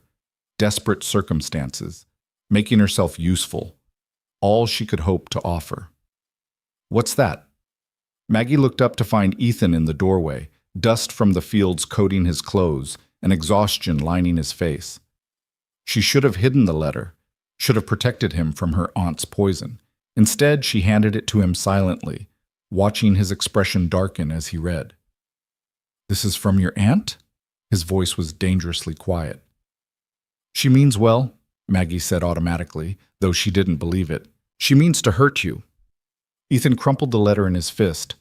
"To make you doubt yourself, and this marriage, and your worth. That's not meaning well, Maggie. That's cruelty." "She's right, though." The words escaped before Maggie could stop them. "You did marry me out of desperate circumstances. You needed help with the children, and I was there, and—" "Stop." Ethan crossed to her chair, kneeling so they were eye to eye. "Listen to me very carefully. I married you because I fell in love with you, not because you were convenient, not because I was desperate, because you're brave and kind and strong, and you make me want to be better than I am. But if I hadn't saved Emma, if you hadn't saved Emma, I would have met you some other way and fallen just as hard," Ethan interrupted. "Maybe it would have taken longer. Maybe I would have been too stubborn to see what was right in front of me. But I would have found you, Maggie, because you're exactly who I needed, even when I didn't know I needed anyone." Maggie wanted to believe him. She did believe him, in the deep places where truth lived beyond the reach of old wounds. But her aunt's words had reopened scars she'd thought were healing. "She's always made me feel like I was wrong," she whispered. "Too much of everything bad, not enough of anything good. And sometimes I still hear her voice in my head telling me I don't deserve this, that I'm fooling myself." "Then we need to make new voices." Ethan took her hands, his grip firm and anchoring. "Voices that tell you the truth, that you're loved, that you're wanted, that you're enough exactly as you are." He pulled her into his arms, and Maggie let herself rest against his strength, feeling the baby kick between them as if in agreement. They stayed like that until the shadows lengthened and Sarah called them for supper. And when Maggie finally pulled away, she felt steadier. That night, Ethan burned her aunt's letter in the fireplace, and they watched the poisonous words turn to ash together. Summer arrived with the kind of heat that made everything shimmer and slow. Maggie's pregnancy advanced into its final months, her belly growing round and heavy, her movements becoming careful and deliberate. The children adapted to her changing body with easy acceptance. Emma liked to press her ear to Maggie's stomach and listen for the baby. Jacob treated her with exaggerated care, as if she might topple over at any moment, and Sarah quietly took over more of the household tasks without being asked. Ethan hired a woman from town to help with the heavier work, a widow named Mrs. Patterson who'd raised 6 children of her own and knew frontier childbirth in all its risks and realities. She arrived twice a week, bringing practical advice and gentle reassurance that eased some of Maggie's fears. "You're built strong," Mrs. Patterson told her during one visit, her experienced hands examining Maggie's belly with professional efficiency. "Wide hips, good health, baby positioned well. You'll do fine when the time comes." "How can you be sure?" Maggie asked. "I can't. Nobody can." Mrs. Patterson's honesty was oddly comforting. "Childbirth is dangerous, especially out here without doctors nearby. But worrying about it won't change what happens. Best you can do is prepare yourself, trust your body, and let the people who love you help when the time comes." The practical wisdom helped more than platitudes would have. Maggie stopped fighting her fears and instead channeled them into preparation. She and Sarah worked together to prepare a corner of the bedroom for the baby, sewing tiny clothes and soft blankets from fabric ordered from the catalog. Emma contributed enthusiastically, if somewhat crookedly, sewn items. Even Jacob helped, carving a small rattle under Ethan's supervision. The work brought them together in new ways, the children's excitement about the coming baby gradually erasing the last lingering shadows of their mother's death. They still missed Anna. Maggie saw it in small moments, heard it in casual references to when Mama was alive. But the grief was gentler now, more memory than open wound. "Do you think Mama would be happy about the baby?" Emma asked one evening while Maggie braided her hair for bed. The question caught Maggie off guard. "I think she would," she said carefully. "Why do you ask?" "Because sometimes I feel sad that she's not here to meet them." Emma's voice was small. "But then I feel bad for being sad, because you're here and you're having the baby, and I love you too." Maggie's hand stilled in Emma's hair. "Oh, sweetheart, you can love both of us. Missing your mama doesn't mean you love me less. And loving me doesn't mean you miss her less. People's hearts are big enough to hold all kinds of love at once. Really? Really? Maggie turned Emma around, cupping the little girl's face in her hands. Your mama will always be your mama. Nothing changes that. And I believe, she'd be glad you have someone else to love you too. Because that's what good mothers want for their children, for them to be loved and safe and happy. Emma threw her arms around Maggie's neck, squeezing tight. I'm glad you came to the train station that day, she whispered, even if it was scary. Me too, baby girl, me too. But the peace Maggie had built, fragile as it was, shattered one hot afternoon in late July. She was in the garden pulling weeds, moving slowly in deference to her 8 months pregnant belly, when a wagon rolled up the drive. A woman climbed down, elegant despite the dust of travel, her dress expensive and carefully maintained, her bearing that of someone accustomed to getting her way. Maggie struggled to her feet, one hand supporting her lower back, the other shading her eyes against the afternoon sun. Can I help you? She called. The woman's eyes swept over Maggie with undisguised assessment, lingering on her swollen belly, her work-roughened hands, her simple cotton dress. The judgment in that gaze was immediate and cutting. I'm looking for Ethan Rowland, the woman said. Her voice was cultured, Eastern, utterly out of place on a Wyoming ranch. I was told this was his property. It is. He's out with the cattle, but he should be back within the hour. You're welcome to wait inside where it's cooler. The woman's lips curved in something that wasn't quite a smile. How gracious. And you are? Margaret Rowland, Ethan's wife. The woman's eyebrows rose. His wife? How unexpected. She moved closer, her gaze calculating. I'm Charlotte Garrett. Perhaps my brother mentioned me in his letters. The name hit Maggie like a physical blow. Garrett. Howard Garrett, the rancher who'd advertised for a bride, who'd summoned her west only to send a telegram canceling their arrangement. Howard Garrett, whose rejection had left her stranded on that train platform where everything had changed. Your brother, Maggie repeated faintly. Yes. Howard wrote that he'd arranged for a mail-order bride from Boston, but when she arrived, she wasn't suitable. Charlotte's smile turned sharp. Imagine my surprise to learn that same unsuitable woman somehow managed to trap a different rancher into marriage within months of being rejected. The words were designed to wound, and they succeeded. Maggie felt the old shame rising, the familiar voice that said she wasn't good enough, wasn't wanted, had somehow tricked Ethan into caring for her. I didn't trap anyone, she said, keeping her voice steady through sheer force of will. Ethan proposed of his own free will. Did he? Charlotte circled Maggie slowly, her gaze predatory.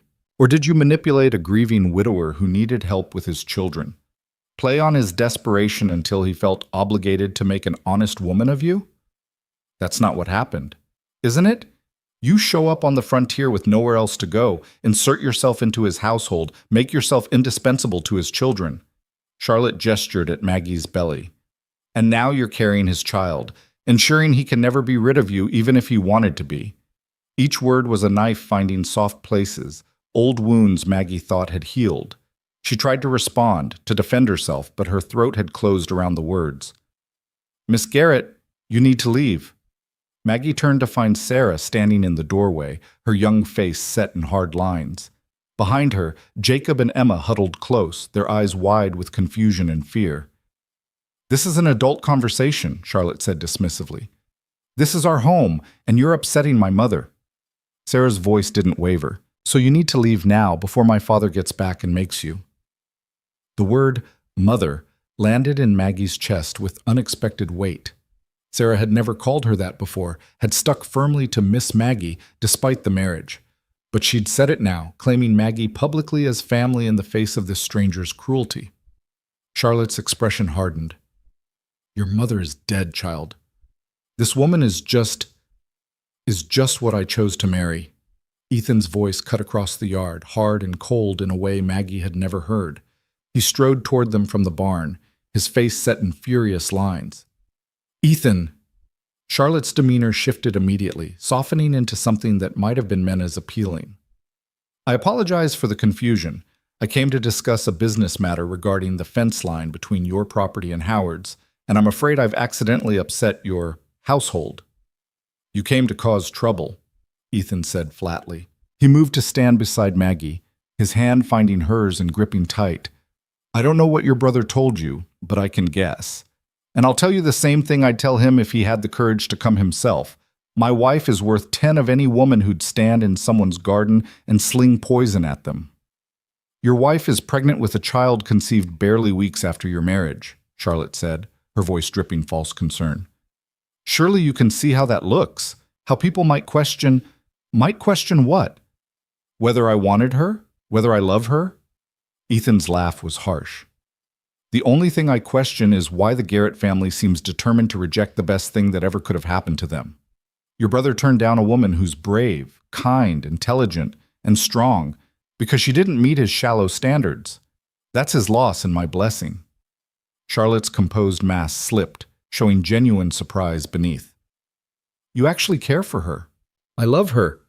Ethan pulled Maggie closer, his arm around her shoulders protective and claiming at once. I fell in love with her the day she saved my daughter's life without thinking twice about her own safety. I've loved her more every day since, and the fact that she's carrying my child, our child, is the greatest gift I could ask for. But surely you can see, I can see that you need to leave my property immediately. Ethan's voice was ice. And you can tell your brother that if he or anyone from his family sets foot on my land again, they'll regret it. Charlotte stood frozen for a long moment, her calculated cruelty finally meeting something it couldn't manipulate or wound. Then she turned on her heel and climbed back into her wagon, driving away without another word. The silence she left behind felt heavy and fragile. Ethan guided Maggie toward the house, his hand steady on her back, while Sarah shepherded the younger children inside. Once they were alone in the bedroom, Maggie finally let the tears come. She's right, she sobbed against Ethan's chest. I did insert myself into your life. I did make myself indispensable. I did trap you. Stop. Ethan's hands framed her face, forcing her to meet his eyes. Stop letting cruel people define your worth. You didn't trap me. You saved my daughter, accepted a job I offered, and loved my family so completely that I couldn't help falling in love with you back. There's no manipulation in that. No scheme, just two broken people finding wholeness together. But what if people think, I don't care what people think? His intensity was almost frightening. I care what's true. And the truth is that you're my wife, the mother of my children, the woman I chose to spend my life with. Anyone who has a problem with that can go to hell. Maggie hiccuped a laugh through her tears. That's not very Christian of you. Good thing I'm not feeling particularly Christian right now. Ethan kissed her forehead, her tear-stained cheeks, finally her mouth with a gentleness that undid her all over again. I'm feeling protective and grateful, and so completely in love with you that I can't see straight.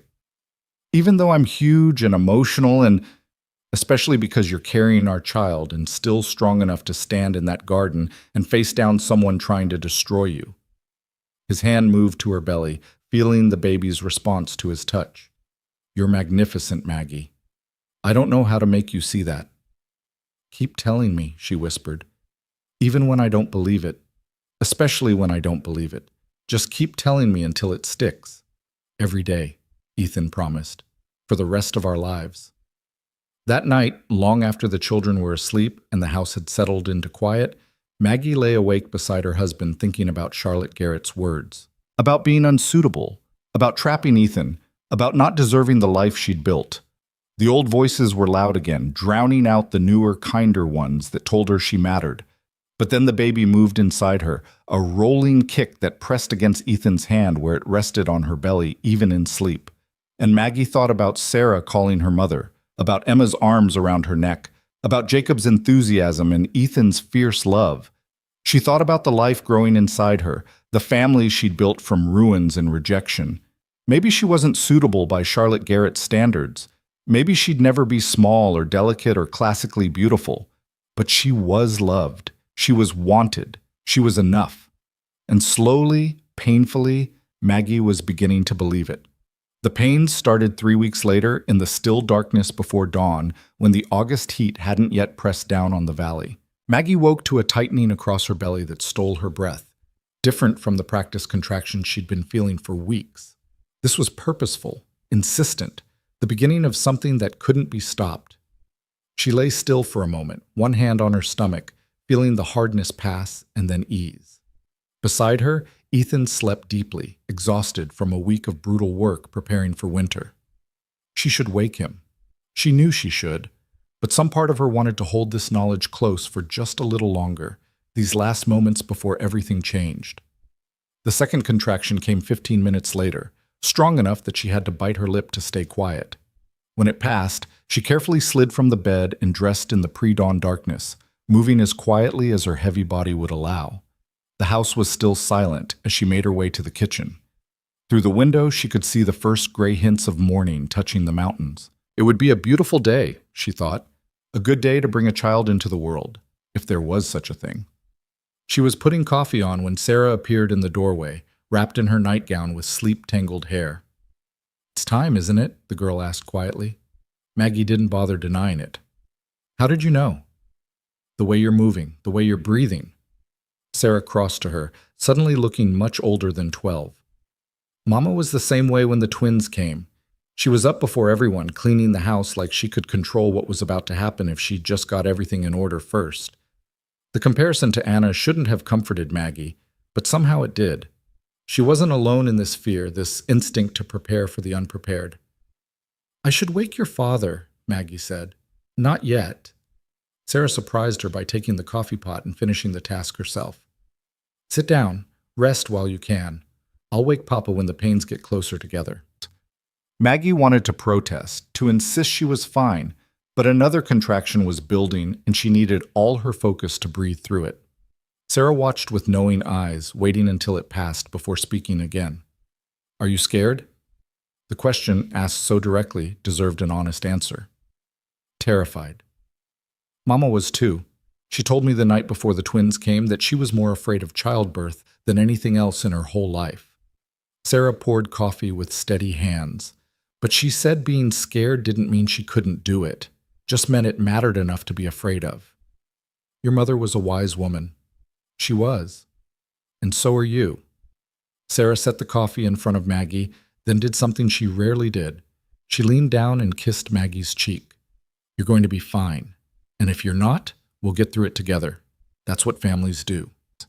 By the time Ethan emerged from the bedroom an hour later, the contractions were coming every 10 minutes, and Maggie was struggling to hide the pain from her face.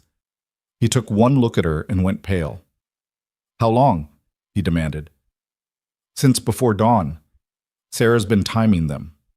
Ethan turned to his daughter with a mixture of pride and exasperation. "You should have woken me immediately." "Mama always said the early part was for the woman to manage herself," Sarah said calmly. "The men come in useful later when the real work starts." Despite the pain building in her back, Maggie laughed. "She's right, and I needed the quiet time, but I need you now." The words seemed to steady Ethan. He crossed to her, taking her hands, his grip warm and anchoring. "What do you need me to do?" "Send Jacob to fetch Mrs. Patterson. Tell her it's time. And then—" Another contraction stole her words, stronger than the ones before, and she gripped Ethan's hands hard enough to hurt. He didn't flinch, just held her through it, his voice low and steady in her ear. "Breathe, love, just breathe. I've got you." The morning passed in a haze of increasing pain and decreasing time between contractions. Mrs. Patterson arrived within 2 hours, took one look at Maggie, and immediately took charge with the calm efficiency of someone who'd seen this dozens of times before. "You're progressing well," she announced after examining Maggie. "First babies usually take their time, but this one seems eager to meet the world. Probably have you delivered by nightfall." Nightfall seemed impossibly far away. Each contraction was lasting longer, hitting harder, leaving Maggie gasping and shaking. Between them, she could hear the children's voices from the main room where Sarah was keeping them occupied, could hear Ethan's footsteps pacing outside the bedroom door, could feel her body opening and stretching in ways that were both natural and terrifying. "I can't do this," she gasped during a particularly brutal contraction that made her vision go white at the edges.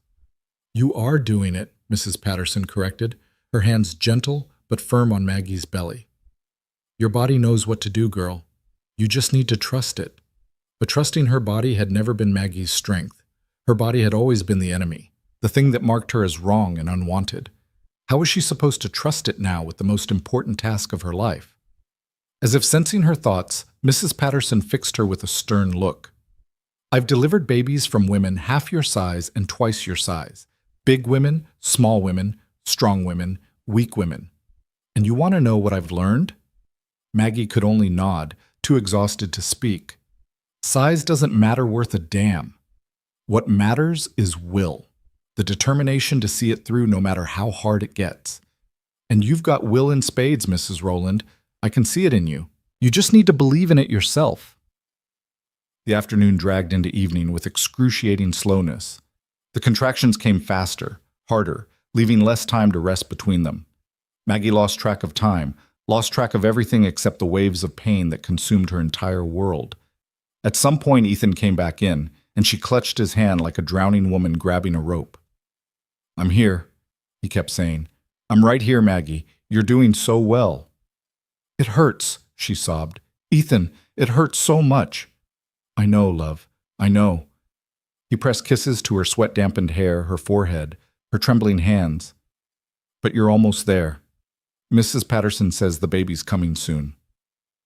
Soon turned out to be another 3 hours of pushing that left Maggie convinced she was being torn in half. She screamed until her voice went raw, gripped Ethan's hand hard enough to leave bruises, and several times insisted she absolutely could not continue. You can, and you will, Mrs. Patterson said with brisk encouragement. The baby's head is crowning. A few more good pushes, and you'll be holding your child. I can't. You can. Ethan's voice broke through her panic. Maggie, look at me. Look at me.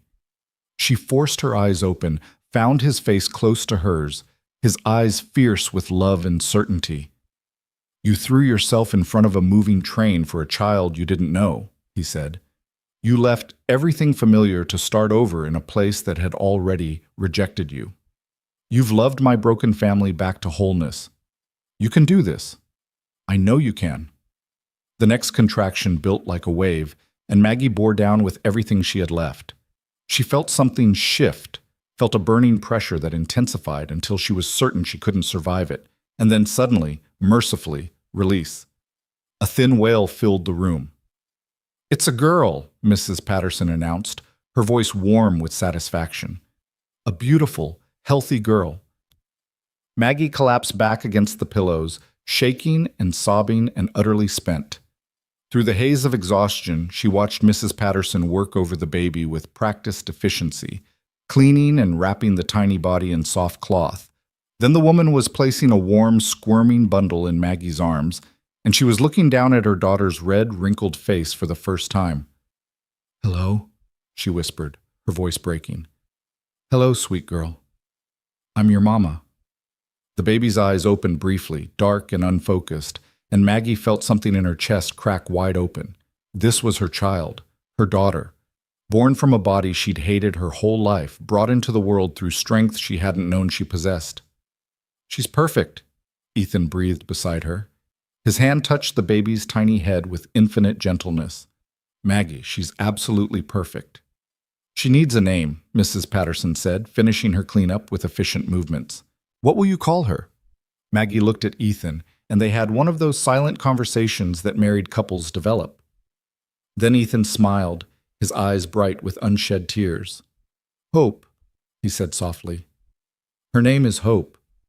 After Mrs. Patterson left with promises to return the next day, and after Maggie had been cleaned up and settled with the baby nursing at her breast, Ethan brought the children in to meet their new sister. Jacob approached cautiously, his eyes huge as he stared at the tiny bundle in Maggie's arms. She's so small. Was I that small? Smaller, Ethan said with a smile. You and Emma both. You came early and scared your mama half to death with how tiny you were. Emma had no such hesitation. She climbed right up onto the bed, peering at Hope's face with intense interest. She looks like a little old man, she announced. Why is she all wrinkly? All babies are wrinkly at first, Maggie explained, too tired to be anything but honest. She'll smooth out in a few days. Can I hold her? When she's done eating, maybe, if you're very careful. It was Sarah who hung back, standing near the door with an expression Maggie couldn't quite read. When their eyes met, the girl's face crumpled slightly before she got it under control. Sarah? Maggie's voice was gentle. Come meet your sister. She's not my sister. The words came out harsh, defensive. Not really. She's your daughter with Papa. Me and Jacob and Emma, we're from before. We're different. The statement hung in the air, painful in its raw honesty. Ethan moved toward Sarah, but Maggie stopped him with a look. You're right, she said quietly. Hope is my daughter in a way that's different from you three. I didn't give birth to you. I didn't know you as babies.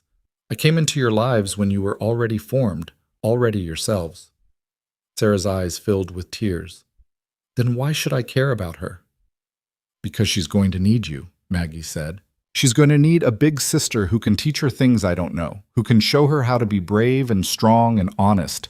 She's going to need someone who remembers her mother, your mother, and can tell her stories about the woman who made this family possible. Mama's dead. Yes, and nothing changes that. But Emma and Jacob barely remember her, and Hope will never know her at all. You're the keeper of those memories, Sarah. You're the bridge between what was and what is. Maggie shifted the baby carefully, reaching out her free hand toward the girl. I'm not trying to replace your mother or make you forget her. I'm asking you to help me honor her by loving the family she started, by being the incredible big sister I know you can be. Sarah stood frozen for a long moment, tears streaming down her face. Then she crossed to the bed and took Maggie's hand, her grip tight and trembling. I'm scared, she whispered. Of what, sweetheart? That if I love the baby, I'm betraying Mama. That if I'm happy, I'm forgetting her. Sarah's voice broke. And I don't want to forget. I don't want any of us to forget. Then we won't. Ethan moved to stand behind Sarah, his hands on her shoulders. We'll tell stories about her. We'll remember the things she loved, the way she laughed, the lessons she taught. Your Mama will always be part of this family, Sarah. Always. Even with Hope here? Especially with Hope here. Maggie looked down at the baby nursing contentedly at her breast. Because Hope exists because of all of us. Because I came west looking for one thing and found something completely different. Because your family needed help and took a chance on a stranger. Because we chose to build something new while honoring what came before. Sarah wiped her eyes with the back of her hand, then leaned in to look at Hope more closely. The baby had finished nursing and was starting to drift off to sleep, her tiny fist curled against Maggie's chest.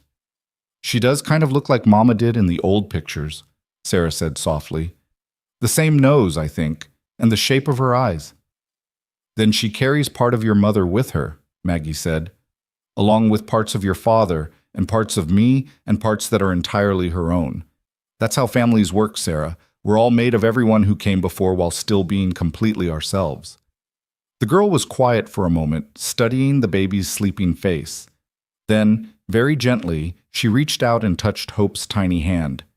The baby's fingers reflexively curled around Sarah's, holding on with surprising strength. Hello, Hope, Sarah whispered. I'm your big sister, and I promise I'll take good care of you. That night, after the children were finally settled in bed and Hope was sleeping in the cradle Ethan had built beside their bed, Maggie lay awake watching her husband hold their daughter with a tenderness that made her chest ache. What are you thinking? She asked softly. That I can't believe she's real. Ethan's voice was hushed, reverent. That we made this perfect little person. That you went through hell to bring her into the world and somehow survived. Mrs. Patterson says I did well for a first-time mother. You did more than well. You were magnificent. He looked up from the baby to meet Maggie's eyes. I've never been more proud of anyone in my life, or more in love. The words settled warm in Maggie's chest, pushing back against the lingering fear and exhaustion. I was terrified the whole time, convinced something would go wrong, that I'd fail at this like I'd failed at everything else. You haven't failed at anything, Ethan said firmly. Not one single thing, and certainly not this. He carefully laid Hope back in her cradle, then climbed into bed beside Maggie, gathering her carefully into his arms. You're a mother now, to all four of them, and you're exactly the mother they need. Maggie rested her head on Ethan's chest, listening to his heartbeat steady and strong beneath her ear.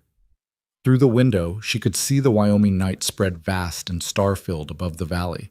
Somewhere out there was the life she'd left behind in Boston, the aunt who'd never seen her worth, the society that had deemed her unsuitable, the future that had seemed so bleak and hopeless. But here, in this bedroom, in this ranch house, in this hard, beautiful country, she'd found something she'd never dared hope for. A husband who loved her completely, children who needed her and trusted her and were slowly, gradually learning to love her back. A daughter of her own body, living proof that she was capable of creating life instead of just surviving it. "Thank you," she whispered to Ethan. "For what?" "For seeing me when everyone else looked away. For wanting me when I thought I was unwanted. For giving me a family when I thought I'd always be alone." Ethan's arms tightened around her. "Maggie, you gave me all of those things too. We saved each other." Maybe that was true. Maybe they'd both been drowning in their own ways, her in rejection and invisibility, him in grief and overwhelming responsibility, and had grabbed onto each other like lifelines. Maybe there was no shame in that, no weakness in needing someone else's strength to survive. The baby stirred in her cradle, making the soft mewling sounds that Maggie was already learning meant she'd wake soon, needing to nurse. Ethan kissed Maggie's forehead and reluctantly released her. "I'll get her," he said. But Maggie was already sitting up, reaching for her daughter. Her body ached, her breasts were sore, exhaustion pulled at every muscle. But when she settled hope against her chest and felt the baby's tiny mouth find her breast with unerring instinct, something inside her settled too. This was right. This was exactly where she was supposed to be. The weeks that followed were a blur of sleepless nights and steep learning curves. Hope was a good baby, as babies went, but she still woke every 2 hours needing to eat, needed constant holding and soothing, and produced an astonishing amount of laundry for someone so small. Maggie moved through the days in an exhausted haze. Her entire world narrowed to the immediate needs of an infant who depended on her for everything. But she wasn't alone in it. Sarah stepped up in ways that amazed everyone, taking over much of the cooking and helping with the younger children without being asked. Emma became Hope's devoted guardian, sitting beside the cradle for hours singing off-key lullabies and reporting every tiny change in the baby's expression. Jacob was less interested in the baby herself, but took enormous pride in being a big brother, telling anyone who'd listen about his new sister. And Ethan. Ethan was everything Maggie hadn't known a husband could be. He changed diapers without complaint, walked the floor with Hope when she was fussy so Maggie could sleep, took over the household tasks that had been Maggie's domain so she could focus on recovering and nursing.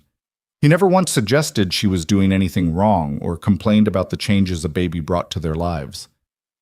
"You're so good with her," Maggie said one evening, watching him rock Hope to sleep with practiced ease.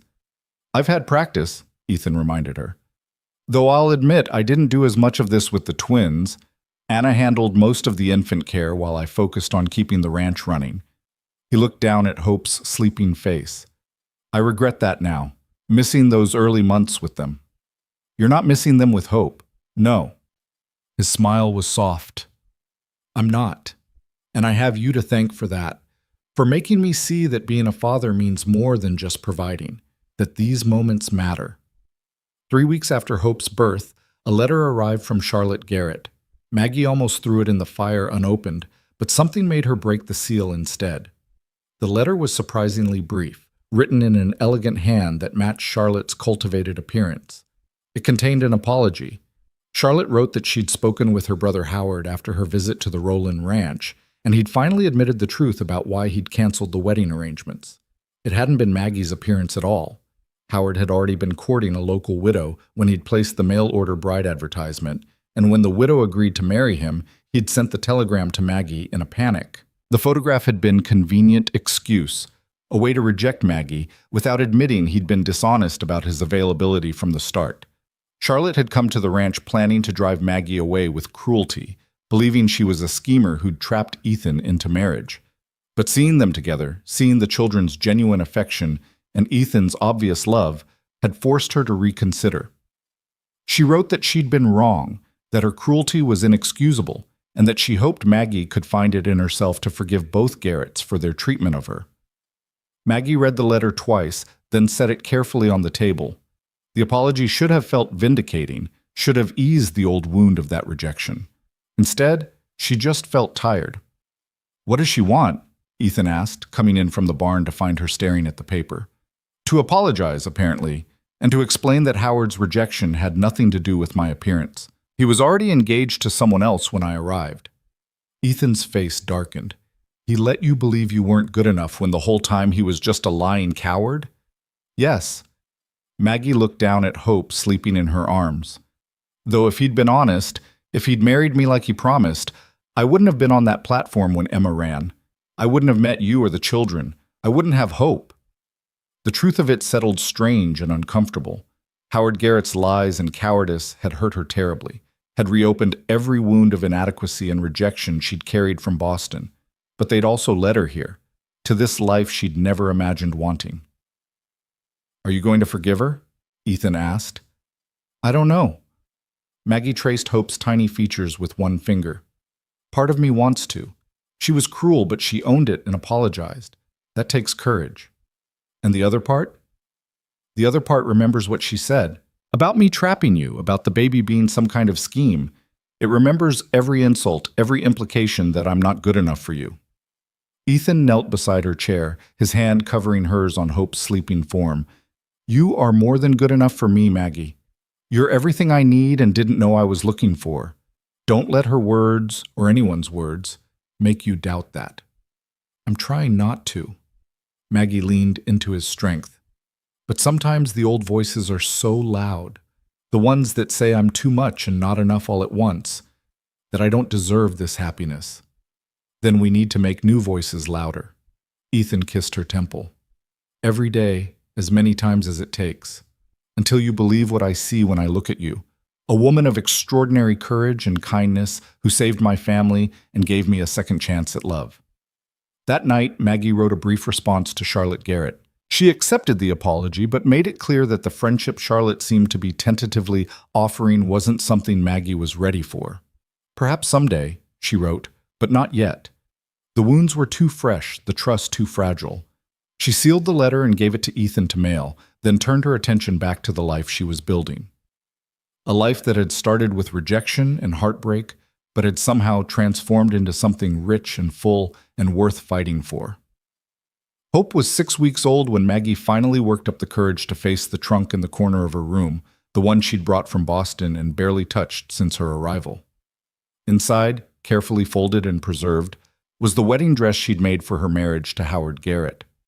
She pulled it out slowly, the white fabric looking oddly foreign in the simple frontier bedroom.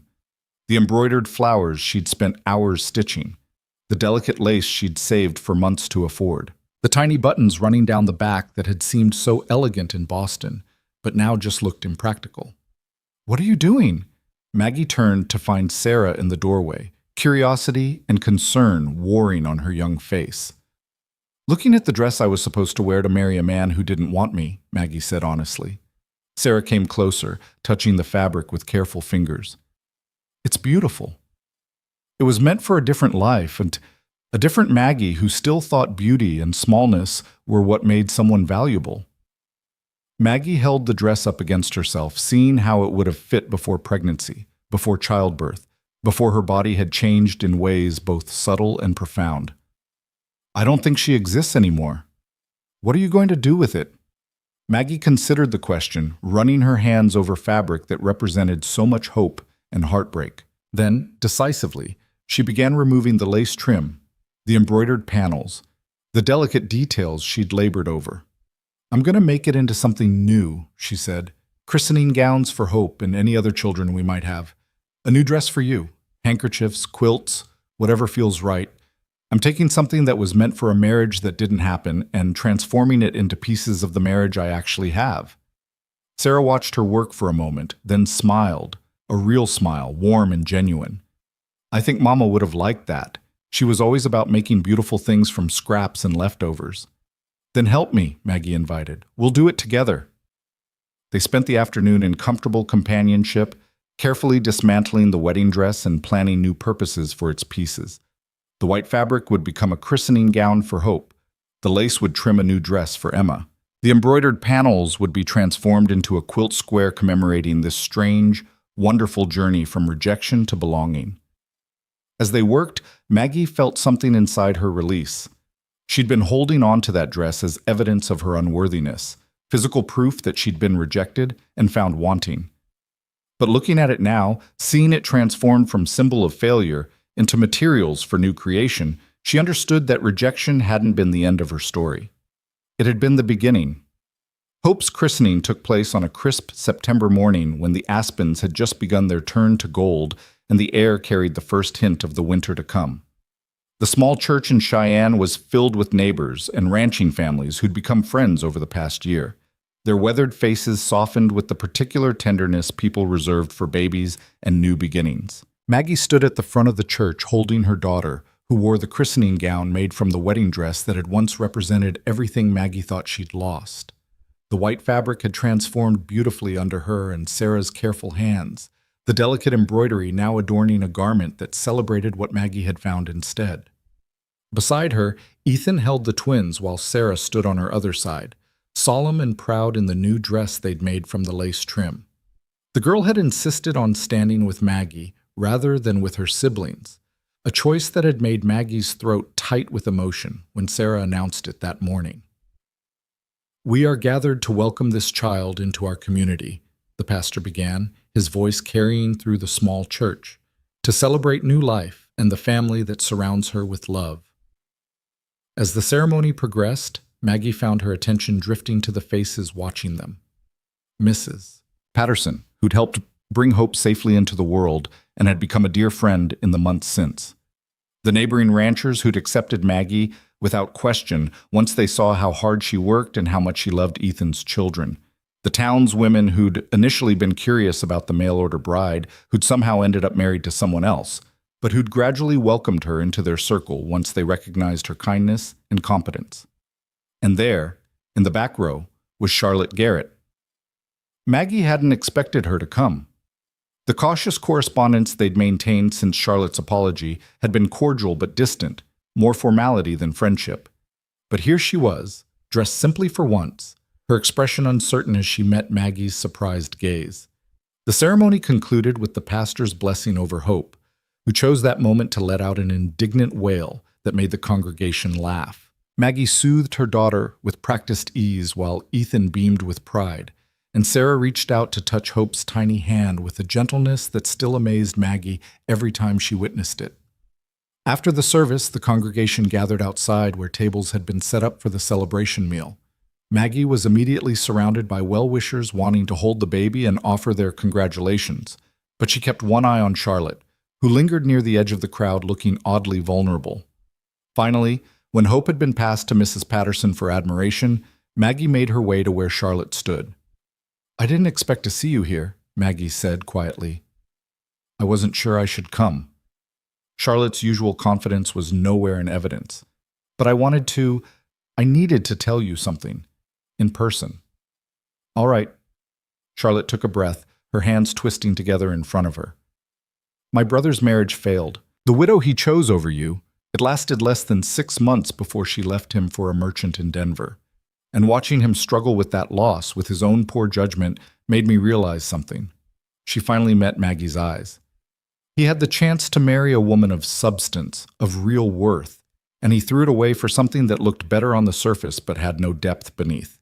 And I nearly did the same thing by driving you away from friendship because I was too proud to see past my own prejudices." "Charlotte, please, let me finish." Charlotte's voice was urgent now. "You're everything I was taught a woman shouldn't be. You're large, you speak your mind, you're not delicate or decorative. And yet you've built something real here. A marriage based on genuine partnership, children who adore you, a community that respects you. Everything I've been chasing my whole life with my careful appearance and calculated manners, you have without even trying." Maggie stared at her, seeing Charlotte clearly for perhaps the first time. Not as an adversary or even as Howard Garrett's cruel sister, but as another woman trapped by society's narrow definitions of worth, struggling to find her own value in a world that measured women by impossible standards. "You think I didn't try?" Maggie asked softly. "I spent 24 years trying to be smaller, quieter, more acceptable, trying to disappear myself into something palatable. It didn't work. I just became invisible instead. But now you're not. Now you're... Charlotte gestured helplessly at the scene around them, at Ethan laughing with the twins, at Sarah holding Hope with such careful pride, at the community gathered to celebrate Maggie's family. You're seen. You're valued. How did you do it? I stopped trying to be what other people wanted and started being what I actually am. Maggie's voice was gentle. I let myself be loved by people who saw my worth even when I couldn't see it myself. And slowly, I started to believe them. Charlotte's eyes were bright with unshed tears. I don't know how to do that. I don't know how to be anything other than what I've been taught to be. Then maybe it's time to learn. Maggie surprised herself by reaching out to take Charlotte's hand. It's terrifying and uncomfortable, and you'll want to give up a dozen times. But on the other side of that fear is a life that actually belongs to you instead of to everyone else's expectations. I don't know if I'm brave enough. Neither did I. Maggie squeezed Charlotte's hand. But here I am anyway. And if I can do it, so can you. They stood together in silence for a moment.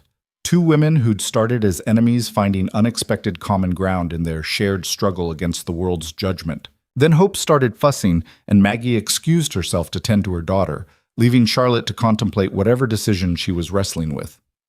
As Maggie settled into a quiet corner to nurse Hope, Sarah appeared with a plate of food. You need to eat, the girl said firmly.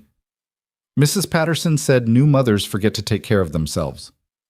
When did you become the caretaker? Maggie asked with a smile. When you taught me it was okay to care about people. Sarah sat beside her, her expression serious. Can I ask you something? Of course. Do you ever miss Boston, your old life? The question surprised Maggie. She thought about it carefully while Hope nursed, considering what honesty required. Sometimes I miss the idea of Boston, she said finally. The comfort of familiar things, the ease of knowing where you fit, even if that fit was uncomfortable. But the actual life I had there, the loneliness, the constant feeling of being wrong, the future that held nothing but more of the same? She looked down at Hope's tiny face, then over at where Ethan was teaching Jacob how to properly shake hands with the other ranchers. No, I don't miss that at all. Good. Sarah's voice was fierce. Because we need you here. All of us. Even when I was angry about you marrying Papa, even when I didn't want to admit it, I needed you. We all did. Maggie's throat tightened with emotion. I needed all of you too. I just didn't know it yet. The celebration continued into the afternoon, filled with laughter and good food and the easy camaraderie of frontier neighbors who understood the value of community. Maggie moved through it all with Hope in her arms, accepting congratulations and advice with equal grace, marveling at how far she'd come from that devastated woman on the train platform a year ago. When the shadows began to lengthen and families started preparing to leave, Ethan found Maggie and drew her aside. There's something I want to show you, he said, his eyes bright with barely contained excitement. Come with me? He led her to the wagon where he'd stashed a carefully wrapped package. Inside was a photograph in an ornate frame, a family portrait they'd had taken the week before. All six of them together, Ethan and Maggie in the center, Sarah standing tall beside them, the twins sitting at their feet, and Maggie holding Hope in her arms. But what made Maggie catch her breath was the inscription Ethan had commissioned for the frame. The Rowland family, 1876. All of them. No distinctions between before and after, between Anna's children and Maggie's child. Just family. I wanted you to have this, Ethan said softly, to remember this moment. The day we officially welcomed Hope into our community, into our church, into the life we've built together. Maggie stared at the photograph, seeing herself as she truly was. Not the unwanted spinster from Boston, but a frontier wife and mother surrounded by people who loved her. Her face was rounder than fashionable, her body fuller than ideal, but in this image she looked strong, capable, beautiful in a way that had nothing to do with conventional standards. Thank you, she whispered, for seeing me, for choosing me, for making me part of something I never thought I'd have. Thank you for saving my daughter's life, Ethan replied, his voice rough with emotion, for loving my broken family, for giving me hope in more ways than one. That evening, after they'd returned home and settled the exhausted children into bed, Maggie stood on the porch watching the sun set over the valley. The mountains were turning purple in the fading light, the first stars beginning to appear in the darkening sky. Inside, she could hear Ethan moving around the kitchen, cleaning up from the simple supper they'd shared. Hope was asleep in her cradle by the bed, her tiny chest rising and falling with the steady rhythm of infant breathing. Sarah was reading in her room, the lamp burning late as she devoured yet another book from the small library they'd been building. The twins were tangled together in sleep the way they always ended up despite starting the night in separate beds. This was her life now, this house, this family, this hard, beautiful country that asked everything of its inhabitants but gave back meaning and purpose in return. The screen door creaked as Ethan joined her on the porch, 2 cups of coffee in his hands. He passed one to her, then settled into the rocking chair beside hers with a contented sigh. "Successful day," he said. "Very." Maggie took a sip of coffee, savoring the warmth. "Thank you for the photograph, for including all of us like that. You are all of us. There's no my children and your child. There's just our family." Ethan reached for her hand. "I know Sarah struggled with that at first, but I think she's finally understanding it. The way she stood with you during the christening, the way she talks about Hope as her sister without hesitation, that's growth. She's a remarkable girl, they all are." Maggie paused, gathering courage for something she'd been thinking about for weeks. "I want to adopt them. Legally, I mean. I want Sarah and Jacob and Emma to be mine in the eyes of the law, not just in our hearts." Ethan turned to stare at her, surprise and emotion warring on his face. "Maggie, I know it doesn't change anything practically. I'm already their mother in every way that matters, but I want it official. I want the world to know they're mine, that I chose them just as much as you chose me." She squeezed his hand. Would that be all right? Would the children want that?" "I think they'd be honored." Ethan's voice was thick. "I know I am. The fact that you want to claim them, to make that commitment legally binding, Maggie, it means everything." "Then we'll talk to them tomorrow, see how they feel about it." They sat in comfortable silence for a while, watching the stars emerge one by one in the vast Wyoming sky. Maggie thought about the journey that had brought her here, the telegram that had shattered her on the platform, the desperate leap to save a child she didn't know, the gradual unfolding of love she hadn't thought possible. Every terrible moment, every fear, every doubt had led her to this porch, this man, this family. "Do you ever wonder what would have happened if Howard Garrett had actually married you?" Ethan asked quietly, as if reading her thoughts. "Sometimes," Maggie admitted, "but not longingly. More like curiosity about a path not taken. I think I would have been desperately unhappy. Married to a man who saw me as a convenience at best, trapped in a life that was just a different kind of invisible. Instead, you got me and 4 children and a life that's anything but invisible. Instead, I got everything I never knew I wanted." Maggie turned to meet his eyes. "A partner who sees my worth. Children who need me and love me. A purpose that goes beyond just existing. A home that feels like it was always meant to be mine." Ethan set his coffee aside and pulled Maggie into his arms, careful of her still healing body. She rested her head on his shoulder, breathing in the familiar scent of him, leather and hay, and the particular warmth that was just Ethan. "I love you," he said simply. "More than I thought it was possible to love someone. You've made me whole again, Maggie. You've made all of us whole." "I love you too." The words came easily now, without the fear that used to accompany them. "Thank you for not giving up on me, for seeing past everything I thought made me unworthy. There was never anything to see past, just a woman of extraordinary courage who was exactly what we needed." The next morning, Maggie and Ethan gathered the children after breakfast to discuss the adoption. Sarah, Jacob, and Emma sat at the kitchen table with varying degrees of curiosity and concern on their faces. "We wanted to talk to you about something important," Ethan began. "Miss Maggie, your mother, has asked if she can adopt you 3. Make you legally hers, not just in our hearts, but in the law as well." The silence that followed was heavy with processing. Sarah's eyes went wide, Jacob looked confused, and Emma simply stared at Maggie with an unreadable expression. "What does that mean exactly?" Sarah asked carefully.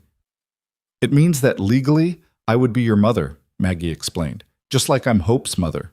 It means if something happened to your father, I would have the legal right to keep you with me, to make decisions for you. It means on paper, in official records, you'd be mine." "But Mama," Emma's voice was small, "our real Mama would still be your real Mama," Maggie said firmly. "Nothing changes that, sweetheart. Anna Rowland gave birth to you, raised you for the first years of your life, loved you with everything she had. She'll always be your Mama. I'm just asking to be your mother too, to be official about the role I already have in your lives." Jacob was the first to speak. "So we'd have two mothers, one in heaven and one here?" "Yes, exactly that." "I think that's good," Jacob decided with 7-year-old certainty. "More mothers means more love, right?" Emma nodded slowly, climbing down from her chair to stand in front of Maggie. "And you wouldn't leave us? Even if Papa died, you'd keep us?" The question revealed the fear Emma had been carrying since her first mother's death, the terror that everyone she loved would eventually abandon her. Maggie knelt down to Emma's level, taking the little girl's hands in hers. "I would never leave you," she said with absolute conviction. "Never, Emma. You're my daughter in every way that matters, and making it legal just puts words to what's already true in my heart." Emma threw her arms around Maggie's neck, holding on with desperate strength. "Then yes, I want you to adopt me. I want to be yours officially." Jacob immediately agreed, excited by the idea of official paperwork making something real. But Sarah remained quiet, her face thoughtful and conflicted. "Sarah?" Ethan prompted gently. "What are you thinking?" "I'm thinking—" Sarah paused, gathering her words carefully. "I'm thinking that when Mama died, I promised myself I'd never forget her, that I'd keep her alive by remembering everything about her. And part of me is scared that if Miss Maggie officially becomes my mother, I'm betraying that promise." Maggie's heart ached for this girl who'd been carrying such heavy burdens for so long. "What if I promise to help you keep that promise instead?" she said softly. "What if we agree that one of my jobs as your mother is to make sure you never forget Anna? That we tell stories about her, that we honor her memory, that we keep her alive through the love she planted in all of you?" Sarah's eyes filled with tears. "You'd do that? Even though it might hurt to always be compared to her?" "Your mother set the foundation for this family," Maggie said. "Everything good about you three comes partly from her. Why would I want to erase that? She made you who you are, Sarah. Honoring her is honoring you." The girl was quiet for a long moment, tears streaming down her face. Then she nodded, a small jerky movement that spoke of a decision made despite lingering fear. "Okay," she whispered. "Okay. I want you to adopt me too." The legal process took several months to complete, requiring trips to Cheyenne to sign papers and appear before a judge who asked the children directly if they wanted Maggie to be their legal mother. All three answered yes without hesitation, and when the judge pronounced the adoption official, Sarah surprised everyone by asking if she could change her name. "To what?" the judge asked, confused.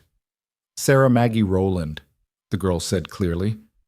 "I want to carry both my mother's names, the one who gave me life and the one who gave me a reason to keep living." Maggie had to excuse herself from the courtroom, overcome with emotion. Ethan found her in the hallway, tears streaming down her face. "That child," she managed, "that incredible, wise, beautiful child." "Takes after her mother," Ethan said with a smile. "Both of them." Winter arrived early that year, bringing snow that piled deep and fierce winds that howled around the house for days at a time. But inside, the Rowland household was warm and full of life. Hope was crawling now, getting into everything with determined curiosity. The twins had grown 3 inches and were suddenly more interested in helping with ranch work than playing. Sarah was becoming a young woman, her sharp mind and kind heart making her someone the whole family relied on. And Maggie had finally stopped questioning whether she deserved the happiness she'd found. She'd learned to look in the mirror and see strength instead of failure, capability instead of inadequacy. Her body had carried and birthed a child, had worked hard alongside her husband to keep the ranch running, had endured the brutal demands of frontier life and emerged stronger for it. One evening in late December, Almost exactly a year after she'd married Ethan, Maggie was finishing the supper dishes when Sarah appeared at her elbow. "Can I talk to you about something?" the girl asked. "Of course." Maggie dried her hands and gave Sarah her full attention. "I've been thinking about Mama a lot lately," Sarah said, "about who she was and what she wanted for us. And I realized something." "What's that?" "She would have liked you." Sarah's voice was certain. "Not as a replacement, just as the person who came after her and loved us well. I think she'd be grateful you were here to catch us when she couldn't anymore." The statement, offered with Sarah's characteristic honesty, made Maggie's throat tight. "That means more than you know. I know I gave you a hard time at first. I was angry and scared, and I didn't want things to change." Sarah's eyes were bright with emotion. "But you never gave up on me. Even when I was difficult, even when I pushed you away, you just kept showing up, kept loving me anyway." "That's what mothers do," Maggie said softly. "I know." Sarah threw her arms around Maggie in a fierce hug. "Thank you for being mine, for choosing us when you didn't have to, for making our family whole again." Maggie held her daughter, and Sarah was fully, completely her daughter now, legally and emotionally, and felt the last lingering pieces of her old pain finally release. She'd come west expecting marriage to a stranger and rejection when she didn't measure up. Instead, she'd found a family that needed her exactly as she was, children who saw her worth when she couldn't see it herself, a husband who loved her not despite her body, but with acceptance of all of her. That night, as she and Ethan prepared for bed, while Hope slept peacefully in her cradle, Maggie caught sight of the family photograph on their dresser. She studied it in the lamplight, seeing the truth it captured, a family built from loss and second chances, held together by choice and love and the stubborn determination to keep showing up for each other. "What are you thinking?" Ethan asked, coming to stand behind her.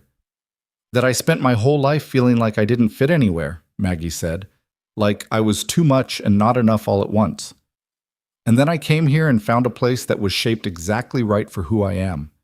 Ethan wrapped his arms around her, his chin resting on her shoulder as they both looked at the photograph. "You didn't find a place shaped for you. You shaped yourself a place by being brave enough to stay when staying was hard." "We shaped it together," Maggie corrected. "All of us. This family isn't what I expected or what you expected. It's something we built from broken pieces, and somehow it's stronger for all the breaks." In the main room, they could hear Sarah reading to the twins, her voice carrying through the quiet house. Hope stirred in her cradle, making the small sounds that meant she'd wake soon for her evening feeding. Outside, the Wyoming wind sang its endless song against the windows. Maggie turned in Ethan's arms, rising on her toes to kiss him with the easy affection of a year's worth of marriage behind them. When she pulled back, he was smiling at her with such love that it still took her breath away. "I'm glad you stayed," he said simply. "I'm glad you asked me to." Later, after Hope had been fed and settled and the house had finally quieted for the night, Maggie stood at the bedroom window looking out over the snow-covered valley. The moon was full, turning everything silver and strange. She thought about the woman she'd been a year ago, devastated, rejected, convinced she had nothing to offer. That woman had stood on a train platform with nowhere to go and nothing to hope for. And then a child had run toward danger, and Maggie had moved without thinking, and everything had changed. She'd saved Emma that day, but in so many ways Emma had saved her too. All of them had. Ethan with his steady love, Sarah with her hard-won acceptance, Jacob with his easy affection, Hope with her very existence proving that Maggie's body was capable of creating life instead of just carrying shame. The bedroom door opened quietly, and Sarah appeared in her nightgown. "Can't sleep?" Maggie asked softly. "I had a dream about Mama," Sarah said. "A good one. She was smiling, and she told me she was proud of me, of all of us." Maggie opened her arms, and Sarah came into them despite being too old for such comfort. They stood together at the window looking out at the moonlit valley. "I think she would be proud," Maggie said. "You've grown so much, become so strong and wise and kind. That's her legacy living on in you."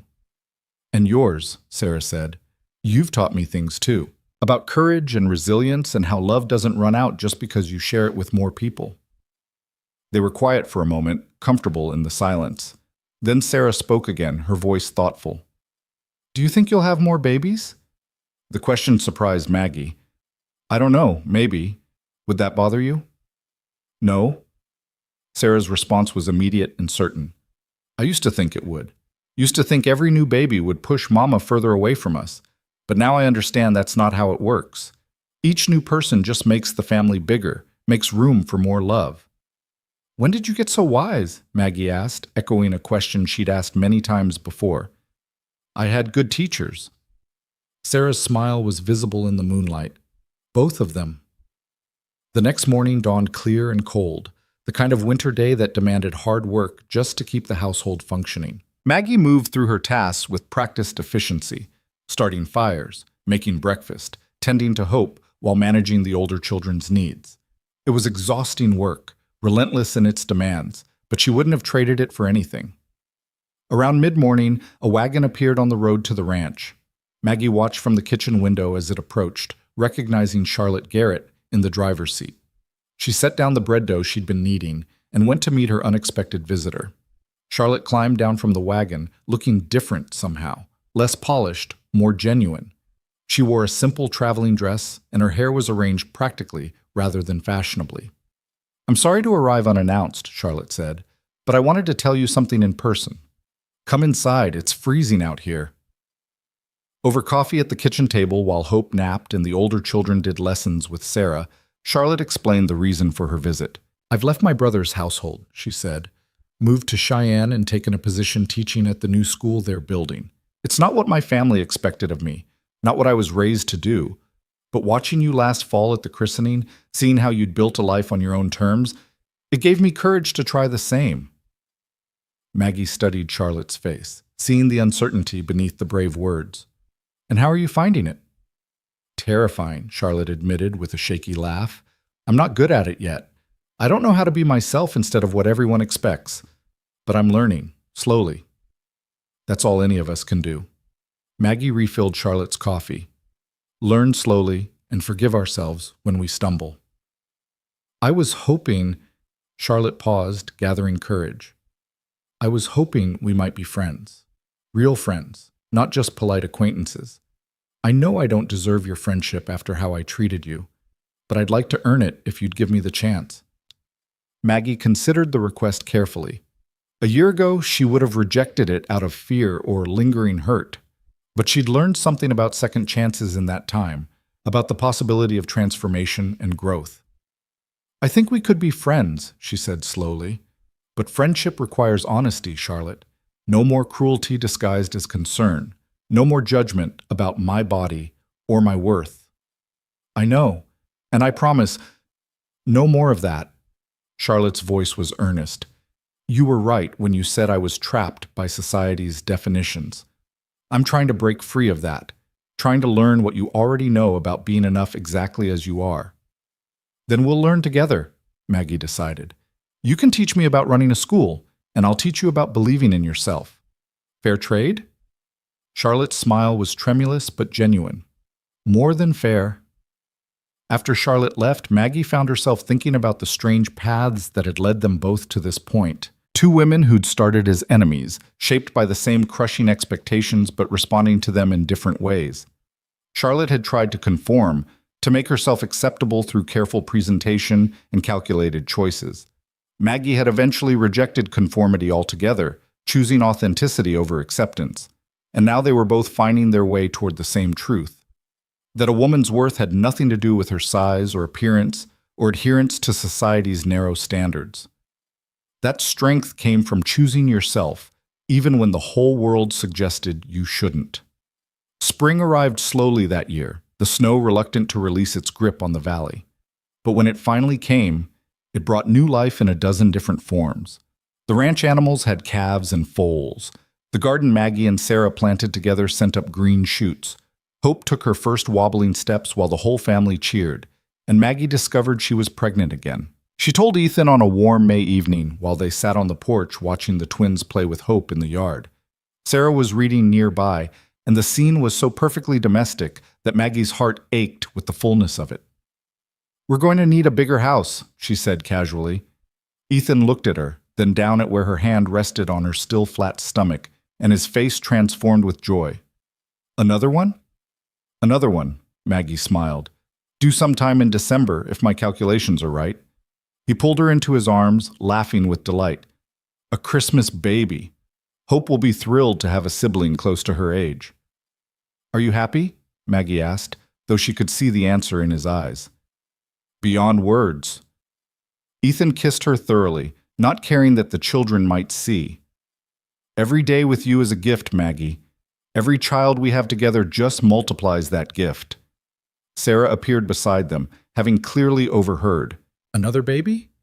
Really? Really? Maggie confirmed, watching the girl's face carefully for signs of the old resistance. But Sarah just grinned, looking more like the child she still was than the young woman she was becoming. Good. Hope needs someone to boss around the way I boss around the twins. That evening, after the children were in bed and the house was quiet, Maggie pulled out the quilt she and Sarah had been working on, the one made from pieces of her wedding dress. They decided to make it a family record of sorts, each square representing a significant moment. The christening gown fabric marked Hope's birth. The lace from Emma's dress commemorated the adoption. Sarah's carefully embroidered panel showed the family tree with both Anna and Maggie's names branching into the children's. Now Maggie added a new square, simple white fabric with a single word embroidered in careful stitches. Chosen. Chosen to stay when she could have left. Chosen to love when it was easier to protect herself. Chosen by Ethan, by the children, by this hard, beautiful life that had asked everything of her and given back more than she'd imagined possible. She thought about the telegram that had destroyed her a year and a half ago, about Howard Garrett's rejection and the devastating certainty that she'd never be wanted. That rejection had felt like the end of everything, like confirmation of every fear she'd ever carried about her unworthiness. But it had been the beginning instead. The beginning of a journey that had led her to this porch, this family, this life that fit her better than anything she'd tried to force herself into before. The wedding dress that had represented that rejection was now a quilt celebrating everything that had come after. The fabric meant for a marriage that didn't happen had been transformed into something commemorating the marriage that did. And wasn't that the perfect metaphor for her entire journey? Taking what seemed like failure and transforming it into something beautiful and meaningful and wholly her own. What are you thinking about? Ethan asked, coming to sit beside her. How far I've come. How different I am from the woman who stepped off that train in Cheyenne. Not so different, Ethan disagreed gently. That woman was already brave and kind and strong. She just didn't know it yet. Didn't have anyone telling her the truth about her worth. I have you telling me now. Maggie leaned into his warmth. Every day. Until I finally started believing it. And do you? Believe it? Maggie considered the question honestly. Most days. Some days the old voices still get loud, still try to tell me I'm not enough. But then I look at our children, at this life we've built, and the evidence of my worth is everywhere. In Sarah calling me mother. In Hope's smile. In the fact that you chose me and keep choosing me every single day. Just as you chose me, Ethan reminded her. This marriage, this family, it's built on mutual choice, mutual love, mutual commitment to keep showing up for each other. They sat together in comfortable silence, watching the stars emerge one by one over the Wyoming darkness. Inside the house, their children slept safely. Around them, the ranch stretched quiet and peaceful, and Maggie felt something she'd never truly experienced before coming west, a bone-deep certainty that she was exactly where she belonged. The years that followed brought their share of challenges, hard winters and harsh summers, sick children and anxious nights, the constant demands of frontier life that never relented. But they also brought joy and abundance. 2 more children, a son they named Thomas and another daughter called Grace. Sarah growing into a remarkable young woman who eventually became a teacher herself. The twins developing into capable young people who loved the ranch life. Hope and her younger siblings growing up knowing they were loved and wanted and valued exactly as they were. And through it all, Maggie and Ethan built their partnership day by day, choice by choice. There were arguments and disagreements, moments of frustration and exhaustion. But beneath everything ran the steady current of commitment they'd made to each other that snowy February morning, to choose each other, to keep showing up, to build something meaningful from the broken pieces they'd both brought to the marriage. On their 10th anniversary, Ethan surprised Maggie with a new photograph to replace the one from Hope's christening. This one showed all 8 of them, Ethan and Maggie in the center looking older but happy, surrounded by their children in various stages of growth. Sarah was 18 now, poised on the edge of adulthood. The twins were gangly teenagers. Hope was a bright-eyed 9-year-old, and the younger 2 were sturdy, healthy children who'd never known anything but love and acceptance. Maggie studied the photograph for a long time, seeing the truth it captured. This was her family, built not from blood alone, but from choice and commitment and the stubborn determination to keep loving each other through every challenge. "Do you ever regret it?" Ethan asked quietly. "Staying here instead of going back to Boston? Building this life instead of the one you thought you wanted?" Maggie looked at him, this weathered rancher who'd seen her worth when she couldn't see it herself, who'd loved her completely and without reservation, who'd given her a family and a purpose and a home that fit her perfectly. "Not for a single moment," she said. "This life, this hard, beautiful, demanding life, it's everything I never knew I needed, everything I couldn't let myself hope for." That evening, she pulled out the quilt that had taken years to complete. Every square told a story, births and deaths, joys and sorrows, the ordinary moments that added up to an extraordinary life. The fabric from her rejected wedding dress had been completely transformed, woven into a tapestry that celebrated everything she'd found instead of what she'd lost. She wrapped it around herself and stood on the porch watching the sunset paint the mountains gold and purple. Behind her, the house was alive with the sounds of her family, children laughing, Ethan calling for everyone to come to supper, the everyday chaos of a full household. This was what she'd traveled 2,000 miles to find, not the convenient marriage to a stranger who'd advertised for a wife, not the safe, small life she'd thought she wanted, but this wild, overwhelming, perfectly imperfect family that had taught her what it meant to be truly chosen. The screen door creaked and Hope appeared at her elbow. "Mama, are you coming? Papa says supper's ready." Mama. The word still made Maggie's heart full every time she heard it. She smiled down at her daughter, this child born from a body she'd spent years hating, proof that she was capable of creating life and sustaining it. "I'm coming, sweetheart." She took one last look at the valley spread out before her, at the mountains standing eternal against the darkening sky. Then she turned and followed her daughter inside, back to the warmth and noise and love of the family that had made her whole. The telegram that had shattered her on that train platform so many years ago had felt like an ending, the final proof that she would never be wanted, never be enough, never fit anywhere. But it had been a beginning instead, the beginning of a journey that had led her to this moment, this family, this life that was hers in every way that mattered. She'd been rejected and found wanting. She'd been stranded and alone and terrified. And from that devastation, she'd built something beautiful, something real, something chosen. As Maggie settled into her chair at the family table, surrounded by the people who loved her and the life she'd fought for, she finally understood the truth that had eluded her for so long. She hadn't been unwanted on that train platform. She'd been saved from a life that would have diminished her, freed to find the one that would let her flourish. And she had flourished. Against all odds and despite every doubt, she had bloomed into exactly who she was always meant to be. A wife, a mother, a woman of worth who'd finally learned to see herself the way the people who loved her had seen her all along. Chosen, wanted, enough, more than enough, perfect exactly as she was.